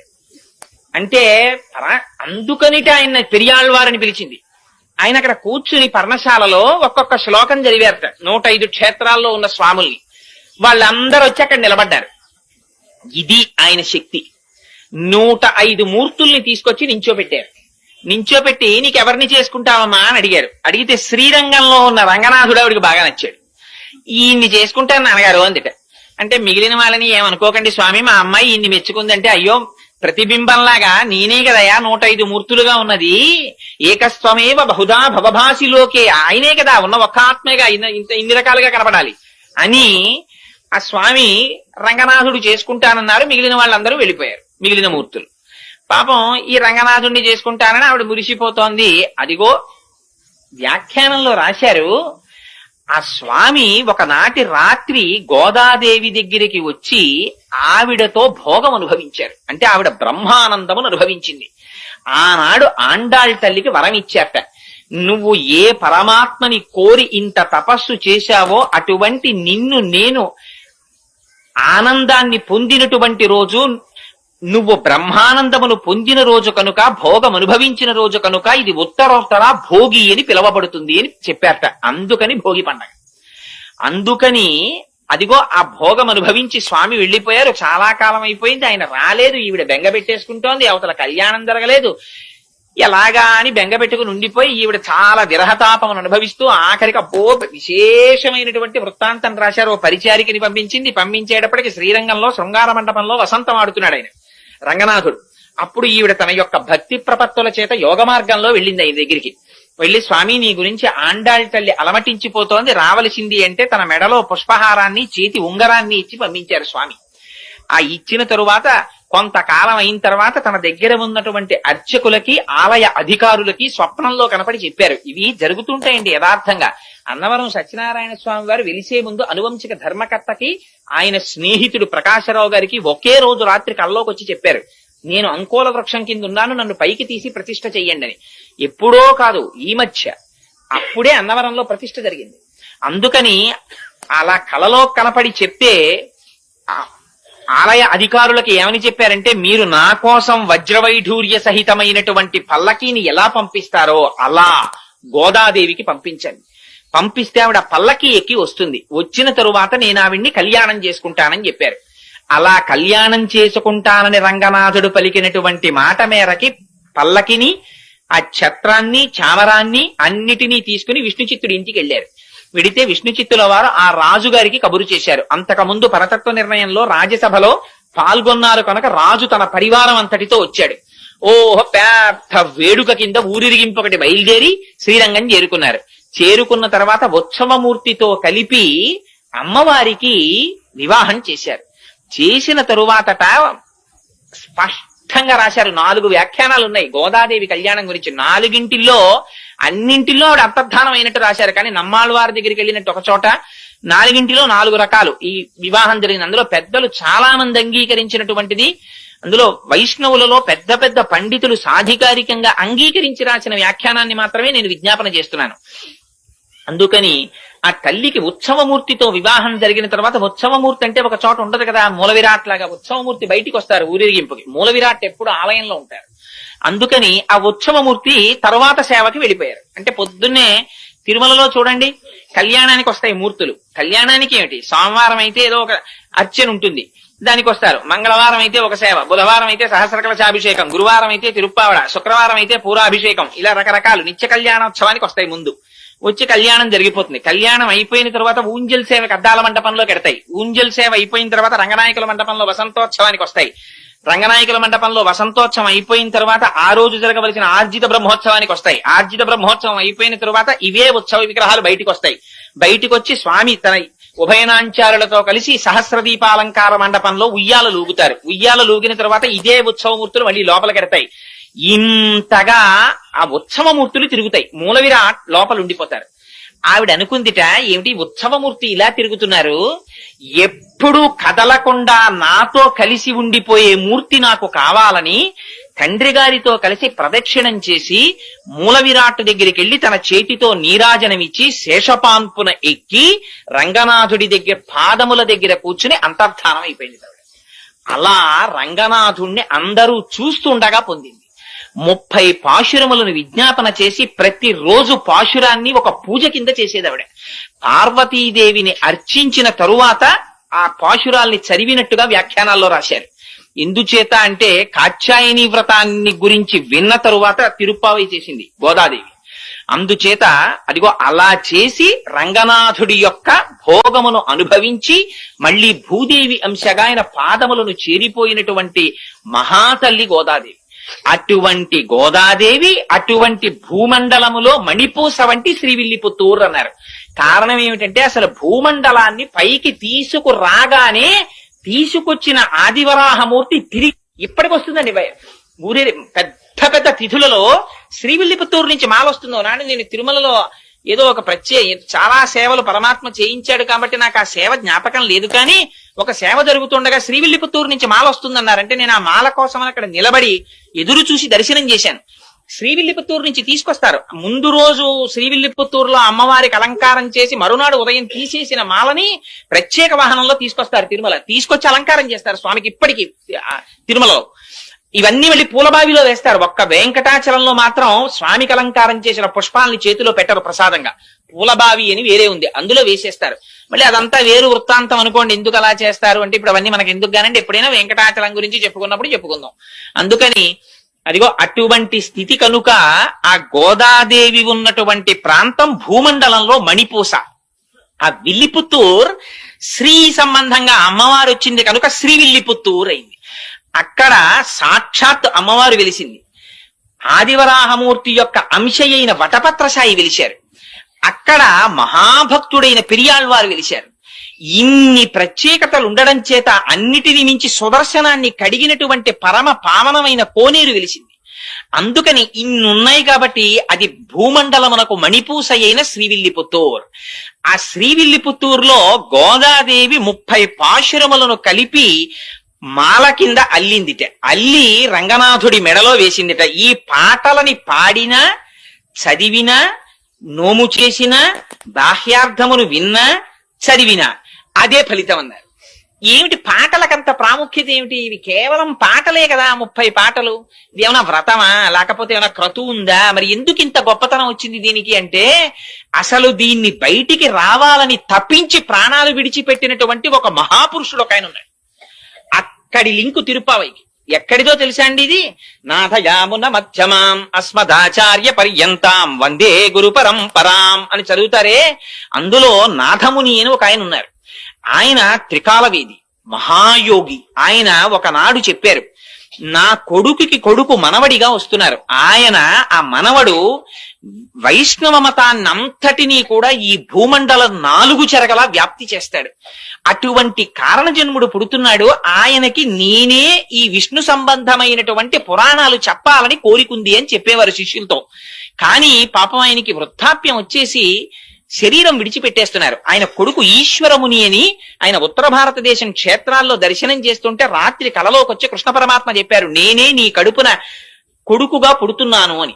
ఆ ఉత్తర భారతదేశంలో ఉండగా కొడుకు పుట్టాడు కనుక యమునా నది ఒడ్డున పుట్టాడు కనుక యమునకి నాథుడు శ్రీకృష్ణుడు కనుక కృష్ణుడు స్వప్నములో చెబితే పుట్టాడు కనుక యామునుడని పేరు పెట్టారు. ఆయన మనవడిగా రావాలి, కానీ మనవడికి చెప్పుకోవాలి విద్యని తాతగారు కలవరించారు. కానీ ఈలోగా శరీరం పడిపోయింది. పడిపోతుంటే ఆయన ఏమన్నారంటే, పుండరీకాక్షుడన్న శిష్యుణ్ణి పిలిచి, ఒరే నేను బ్రతికి ఉండడం లేదు నా మనవడు వచ్చే వరకు, అందుకని నువ్వు ఈ విష్ణు సంబంధమైనటువంటి విద్యనంతటిని నా మనవడికి చెప్పు, నా దగ్గర నేర్చుకున్నావు కనుక అని చేతిలో చెయ్యించుకుని ప్రాణం వదిలేశాడు. ఈ విరూపాక్షుడు కూడా పెద్దవాడైపోయేటప్పటికీ కూడా ఇంకా యామునాచార్యుల వారు తయారు కాలేదు. అందుకని ఆయన శరీరాన్ని విడిచిపెట్టేస్తూ తన శిష్యుడైనటువంటి శ్రీరామమిశ్రుణ్ణి పిలిచి చేతిలో చెయ్యించుకుని యామునాచార్యుల వారికి విద్య నేర్పమని ఆయన ప్రాణం విడిచిపెట్టేశారు. తీరా నిజంగా యామునాచార్యుల వారు పుట్టి పెరిగి పెద్దవారవుతున్న సమయంలో ఈశ్వరముని ప్రాణం వదిలిపెట్టేశారు. ఈ యామునాచార్యుల వారు చదువు నేర్చుకోవలసి వస్తే ఇంత ఏర్పాటు చేస్తే చిట్ట చివరికి కాంచీ నగరానికి వెళ్లి అక్కడ ఒక మహానుభావుడు ఉండేవాడు, మహాభాష్య భట్టు అని. ఆయన దగ్గర చదువు నేర్చుకుంటున్నారు. ఎంత చిత్రం జరిగిందంటే, ఆ కాంచీ పట్టణాన్ని ఏలేటటువంటి రాజు ఒక ఆయన ఉండేవాడు. ఆయన దగ్గర ఒక పెద్ద ఆస్థాన పండితుడు ఉండేవాడు. ఆయన పేరు విద్వజ్జన కోలాహలుడు. ఆ విద్వజ్జన కోలాహలుడు దేశంలో ఎవరినైనా ఓడించాడు విద్యలో. ఆయన అందుకని రాజుగారిని అడిగాడు, నాకు అందరిలా నువ్వు గ్రామాలు అవి ఇస్తే కుదరదు, అగ్రహారాలును, పండితుల దగ్గర పన్నులు వసూలు చేసుకో బతుకుతాను నేను. ఎందుకని ఆ పండితులు నాతో ఢీ కొట్టలేకపోయారనడానికి గుర్తుగా. సరే అలా వసూలు చేసుకోమని శాసనం చేశాడు రాజు. ఆ విద్వజ్జన కోలాహలుడు అందరి దగ్గర పన్నులు వసూలు చేసేవాడు. పండితుడు అన్నవాడు అందరూ పన్ను కట్టాలి ఆయనకి, ఎందుకంటే ఆయన ఓడించలేరు కనుక. యామునాచార్యులు వారు చిన్న పిల్లాడిగా మహాభాష్య భట్టు దగ్గర చదువుకుని వీధరుగు మీద కూర్చొని సంధ్యావందనం చేస్తున్నారు. ఆ రోజున సైనికులు వచ్చి ఈ మహాభాష్య భట్టు గురించి చాలా తక్కువ చేసి మాట్లాడారు. పన్ను కట్టలేదు విద్వజ్జన కోలాహలుడికి, తీసుకెళ్లి కారాగారంలో బారేస్తాం.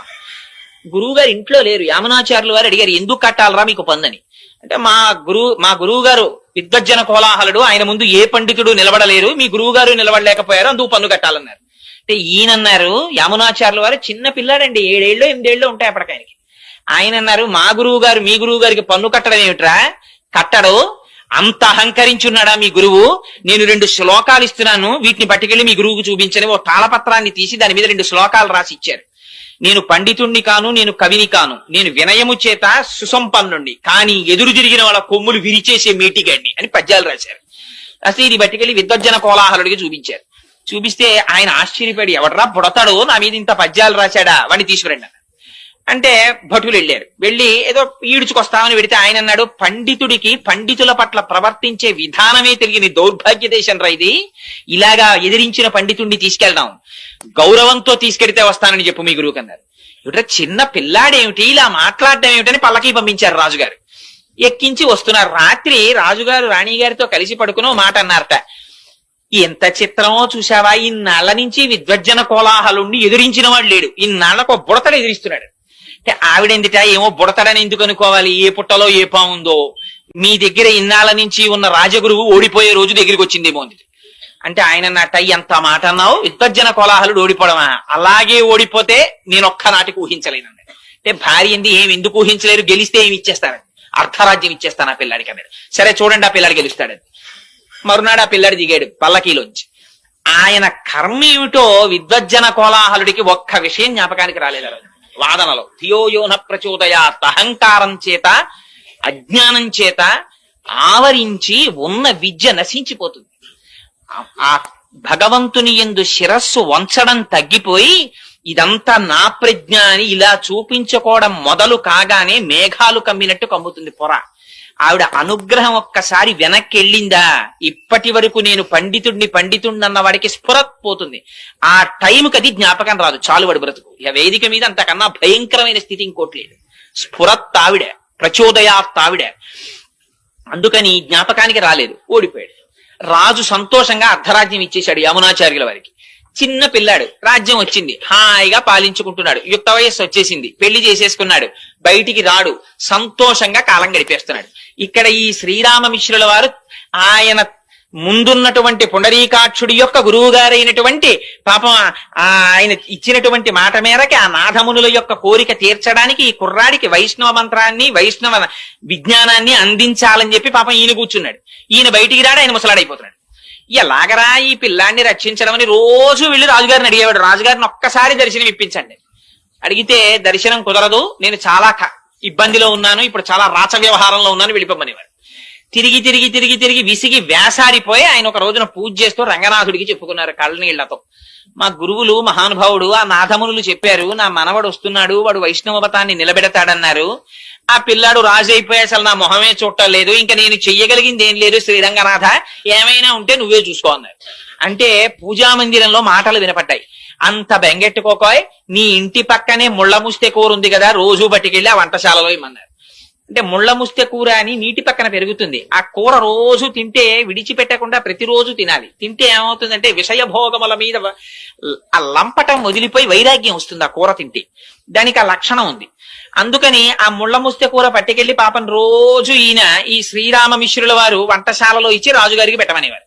ఆ వంటవాడిని ఏదో మంచి చేసుకుంటే ఆయన వండేవాడు, విస్తట్లో వేశాడు. రాజశాసనం ఏమిటంటే వడ్డించేటప్పుడు వంటవాడు రాజుతో మాట్లాడకూడదు. అందుకని ఈయన వడ్డించడమే అంతే, పులుసో అంటే వేయడమే, అంతేగాని పులుసు బాగుందా అని అడగకూడదు. అందుకని ఆయన వడ్డించేవాడు, ఈయన తింటుండేవాడు. ఎక్కడిది ఈ కూరని ఆయన అడిగేవాడు కాదు, పాపం ఎవరో పట్టుకొచ్చారని ఈయన చెప్పేవాడు కాదు, తలగా ఎగిరిపోతుంది, ఆయన వెళ్ళిపోయేవాడు. ఇలా కొన్ని నెలలు అయిపోయింది. కానీ ఆయనకి వైరాగ్యం ప్రారంభమైంది ఆ ముస్తె కూర తిని. కానీ పాపం రోజు వచ్చి ఈయన అడుగుతుండేవాడు ఈ శ్రీరామమిశ్రుడు, ఏమయ్యా ఏమైనా అడిగాడా నా గురించి, ఎవరు తెచ్చారు ఈ కూరని ఏమైనా అడిగాడా అని. తిని వెళ్ళిపోయాడు ఆయన అనేవాడు. ఆఖరికి ఓ రోజున ఇంటికి ఎడుతుంటే వర్షం పడింది, చలేసింది, జ్వరం వచ్చింది, ఇంట్లో పడిపోయాడు, 10 రోజులు అయిపోయింది, ముసలాయన అయిపోయాడు. ఎన్నాళ్ళు ముళ్ళ ముస్త కూర పెడితే మారుతాడు రాయన, నా వల్ల కాదు రంగనాథ, ఇంకా నేను చెయ్యగలిగింది లేదు అన్నాడు. ఆ రోజున రాజుగారు భోజనం చేస్తూ వంటవాడిని పిలిచి రోజు ఒక ఆకుకూర పెట్టేవాడివి పెట్టలేదే అన్నాడు. అంటే వంటవాడు అన్నాడు, మహాప్రభో మాట్లాడితే తలకాయ పోతుందని నేను చెప్పలేదు, గాని ఎవరో వృద్ధుడైన వైష్ణవుడు ప్రతిరోజు ఈ ఆకుకూర తెస్తాడు, మీకు పెట్టమన్నాడు, పెడుతున్నాను. ఎందుచేతనో ఒక 10 రోజుల నుంచి ఆయన రావట్లేదు, ఆయన మీ దర్శనానికి కొన్ని 100 మార్లు ప్రయత్నించారు, మీరు దర్శనం ఇవ్వలేదు అన్నాడు. అరేరే అలాగా, ఒక వైష్ణవుడు వృద్ధుడు నా కోసం ఆకుకూర తెస్తున్నాడు ఆ రోజు, ఈ మాట నీకు కనపడితే నా దర్శనానికి పంపించన్నాడు అని వెళ్ళిపోయాడు రాజు. ఈయన ఇంకా విసిగెత్తిపోయి వెళ్ళడం మానేశాడు. ఇంకా చిట్ట చివరి ప్రయత్నం, రంగనాథ ఇక నేను వెళ్ళను సుమా, నా మీద నువ్వు ఆశెట్టుకోవద్దు, ఇవాళ ఒక్కరోజు పట్టుకెడుతున్నాను కూరని ఓ రోజున మెల్లిగా వణుకుతూ పాపం ఆ కూర పట్టుకుని వెళ్ళాడు. వెడితే వంటవాడు గభాలన కౌగిలించుకుని, మహానుభావ మీ గురించే చూస్తున్నాను, రాజుగారు అడిగారు దర్శనం చేయండి అన్నాడు. రాజుగారి దగ్గరికి ప్రవేశపెట్టారు. రాజుగారు ఆయనని చూడగానే ఆయన దివ్యమైన తేజస్సు చూసి సింహాసనంలోంచి లేచి కాళ్ళ మీద పడ్డాడు. పడి నా కోసం ఎందుకు తెచ్చారు ఈ ముళ్ళ ముస్తే కూర ఇన్నాళ్ళ నుంచి అని అడిగాడు. అడిగితే ఏమీ లేదండి, మీ తాత ముత్తాతలు పెద్ద నిధి ఒకటి సంపాదించి పెట్టారు, దాన్ని మీకు ఇమ్మన్నారు, ఎలాగో అలా మీ దర్శనం అయితే ఆ నిధి మీకు అప్పచెప్పేద్దాం, పెద్దవాడిని అయిపోతున్నాను కదా అని మిమ్మల్ని అడుగుదామని ఏదో ఒక అనుబంధం పెట్టుకోవడానికి కూర తెచ్చాను అంటే రాజు అన్నాడు, అయ్యో దానికి ఉంది, ఇప్పుడే సైన్యంతో వచ్చేసి ఆ నిధి తెచ్చేసుకుంటాను, ఎక్కడుంది చెప్పండి అన్నాడు. అంటే అబ్బాయి అలా కుదరదు రాజా, దానికి ఒక చిన్న షరత్ ఒకటి ఉంది, కొంచెం మీరు భగవద్గీత 18 అధ్యాయాలు చదివేస్తే తీసుకెళ్లి మీకు ఆ నిధి ఇచ్చేస్తామన్నాడు. భగవద్గీత అప్పటికి ఆయనకి కూడా ఈ కూర తిని తిని తిని తిని తిని అసలు నేను ఎందుకు వచ్చానన్న వైరాగ్యం ప్రారంభమైంది. అందుకని ఆ భగవద్గీత ఎవరో మళ్ళీ నేను కొత్తగా పండితుడిని ఎక్కడ చూసుకుంటాను, మీరే చెప్పకూడదా రోజు అన్నాడు. అంతకన్నా భాగ్యమా మహానుభావ, నాథమునుల కోరిక తీరుతుందని ప్రతిరోజు వచ్చి 18 అధ్యాయాలు చెప్పాడు. పూర్ణమైన వైరాగ్యం వచ్చింది రాజుకి. ఇప్పుడు చూపిస్తారా నిధిని అని అడిగాడు. ఆ రోజు కోసమే ఎదురు చూస్తున్నాను మహారాజా, రెండని తీసుకెళ్లాడు శ్రీరంగానికి. తీసుకెళ్లి ఆ శ్రీరంగనాథుడు ఇలా పడుకుని దక్షిణ దిక్కికి చూస్తూ ఇలా పడుకుని ఉంటారు. ఆ పాదముల దగ్గర శ్రీదేవి భూదేవి ఉంటారు. ఆ శ్రీరంగనాథుడి పాదాలు చూపించి, ఇదే మీ తాత ముత్తాతలు మీకు ఇచ్చిన పెన్నిధి, ఈ పెన్నిధిని మళ్ళీ మీకప్పజెప్పాలని ఆ పాదములను కొలిచేటటువంటి వైష్ణవుల యొక్క భక్తి, ఆ సాహిత్యము, ఆ సంపద ఇవన్నీ నిలబెట్టేటట్టుగా మీరు ఒక గొప్ప ఆచార్యులు కావాలని మీ తాత అపేక్షించారు, కానీ మీరు రాచరికంలో పడిపోయారు అని చెప్పి శ్రీరంగనాథుడి పాదాలు చూపించి అది నిధి అని చెప్పారు. వెంటనే ఆయన ఏం చేశాడంటే తన కొడుక్కి పట్టాభిషేకం చేసేసి శ్రీరంగంలో పర్ణశాల నిర్మించుకుని 5 పుస్తకాలు రాశారు. రాసి దేశంలో ఎందరో పండితుల్ని ఓడించి వైష్ణవ మతాన్ని స్థాపించారు. ఆయన స్థాపించిన వారు 120 సంవత్సరాలు బ్రతికారు. యామునాచార్యుల వారు 120వ సంవత్సరంలో ఆయన శరీరాన్ని విడిచిపెట్టేసే ముందు రామానుజాచార్యుల వారికి కబురు చేశారు ఒకసారి రమ్మని. రామానుజాచార్యుల వారు కంచిలో ఉన్నారు ఆ సమయంలో. ఆయన శ్రీరంగం వచ్చేంత వరకు ప్రాణాలు నిలబెట్టుకోలేక యామునాచార్యుల వారు శరీరం విడిచిపెట్టేశారు. ఈయన పొద్దున్న శరీరం విడిచిపెట్టారు, మధ్యాహ్నానికి రామానుజాచార్యుల వారు వచ్చారు. వస్తే అరెరే ఆయన జీవించి ఉండగా దర్శనం చేయలేకపోయానని బెంగబెట్టుకుని బాధపడ్డారు. బాధపడి ఆ భౌతిక కాయాన్ని తిప్పడంలో కుడి చేతి 3 వేళ్లు ఇలా ముడుచుకుపోయి కనపడ్డాయి యామునాచార్యుల వారు. అదేమిటి, ఈయన బతికున్నప్పుడు కూడా ఇలాగే వేళ్లు ముడుచుకుని ఉండేవా అని అడిగారు. అడిగితే ఏమో తెలియదు, అలా ఉండేవి కావు, చేతులు బాగానే ఉండేవి, ఎందుకో చచ్చిపోయిన తర్వాతే ఈ 3 వేళ్లు ముడుచుకున్నాయన్నారు. అప్పుడు రామానుజాచార్యుల వారు ఆలోచించి ఈయనకి ఏవో తీరని కోరికలు 3 ఉండిపోయాయి, అవి నాకు చెప్పాలనుకున్నారు, అందుకే నాకు కబురు చేశారని ఒక్కసారి అంతర్ముఖులై ధ్యానం చేసి 3 ప్రతిజ్ఞలు చేశారు. బ్రహ్మసూత్రాలకి వైష్ణవతత్వంగా నేను భాష్యం రాస్తాను, అది మీకు తీరని కోరికగా ఉండిపోయింది కాబట్టి నేను ఆ కోరిక తీరుస్తానన్నారు. ముడుచుకుపోయిన వేళ్లలో ఒక వేలు పైకి తెరుచుకుంది, అందుకని రామానుజులు శ్రీభాష్యం రాశారు. 2వ కోరిక, ఇంతకు పూర్వం ఆళ్వారులు గోదాదేవి వంటి వారు వ్రాసి పాడినటువంటి పాటలు జనసామాన్యంలో ప్రచారంలో లేవు, వాటిని నేను ప్రయత్నపూర్వకంగా ప్రచారం చేసి ఆ పాటలకి ఆ వ్రతాలకి ఒక స్థాయిని కల్పిస్తానని ప్రతిజ్ఞ చేశారు. 2వ వేలు తెరుచుకుంది. మళ్ళీ మీకులా బెంగ పెట్టుకుని విడిచిపెట్టకుండా ఈ పీఠానికి నేను ఉండగానే సమర్థుడైనటువంటి ఉత్తరాధికారిని నియమిస్తానని ప్రతిజ్ఞ చేశారు. 3వ వేలు తెరుచుకుంది. అందుకని ఆయన ఉండగానే పరాశర భట్టర్లను తీసుకొచ్చి ఉత్తరాధికారిగా నియమించారు. అదిగో రామానుజాచార్యుల వారు చేసినటువంటి ప్రతిజ్ఞని నిలబెట్టుకోవడానికి ఆనాడు గోదాదేవి చేసినటువంటి వ్రతానికి ప్రాచుర్యం కల్పించారు. కల్పించి అది యామునాచార్యుల వారికి ఉండిపోయిన కోరిక, అది శ్రీ మహావిష్ణువు యొక్క సంకల్పం. ఇటువంటి వ్రతం కలియుగంలో అందరికీ అందాలి అని. అందుకని అదిగో అందుచేత ఫలస్థుతి పాశురం దగ్గరికి వచ్చేటప్పటికి అంత చిత్రమైన మాట మాట్లాడారు. భూమండలంలో మణిపూస వంటి శ్రీవిల్లిపుత్తూరులో జన్మించినటువంటి నిత్యము తులసిమాలలు ధరించేటటువంటి భట్టనాథుడు. నిత్యం తులసిమాలలు ధరించేటటువంటి వారు అంటే శ్రీ మహావిష్ణువు యొక్క నాభికమలంలోంచి బ్రహ్మగారు ఆవిర్భవించారు. బ్రహ్మగారు ఆవిర్భవించినటువంటి మొట్టమొదటి తామర పువ్వు శ్రీ మహావిష్ణువు యొక్క నాభిలోంచి వచ్చింది. ఆ తామర పువ్వు యొక్క మూలము అంటే ఆ గింజ శ్రీ నారాయణుడు. అందుకని నారాయణ స్వరూపంగా మెడలో తులసిమాలలు వేసుకుంటారు. అంతటి మహాభక్తుడైనటువంటి విష్ణు చిత్తుల యొక్క కుమార్తెగా వచ్చిన గోదాదేవి అనడంలో ఆ శ్రీవిల్లిపుత్తూరుని, ఆ గోదాదేవిని, ఆ భూదేవిని, ఆ ఆదివరాహమూర్తిని, యామునాచార్యుల్ని, రామానుజుల్ని, వారి కోరికని ఇన్నింటిని జ్ఞాపకం చేస్తున్నారు. అందుకొని వచ్చినటువంటి ఈ తిరుప్పావైని, ఈ 30 పాశురములను కేవలముగా చదివినా అందరికీ ఆ భాష అర్థం కాదు కదండి. అందుకని అర్థం కాకుండా చదివినా, లేదు అర్థముతో ఆ వ్రతమును అనుసంధానము చేసినా, లేక కేవలము పైన ఉండేటటువంటి దాని అర్థాన్ని తెలుసుకోవడానికి ఆ వ్యాఖ్యానాన్ని చదివినా, విన్నా, చెప్పినా, ఆనాడు గోదాదేవి ఎటువంటి ఫలితాన్ని పొందిందో, ఎటువంటి ఫలితాన్ని పొందింది? శ్రీరంగనాథుడిలో ఐక్యాన్ని పొందింది. గోపికలు ఎటువంటి ఫలితాన్ని పొందారో, వాళ్ళు ఎటువంటి ఫలితాన్ని పొందారు? పరమేశ్వరుని నుంచి విడివడవలసినటువంటి అవసరము లేని నిత్య సంశ్లేషాన్ని అనుభవించారు.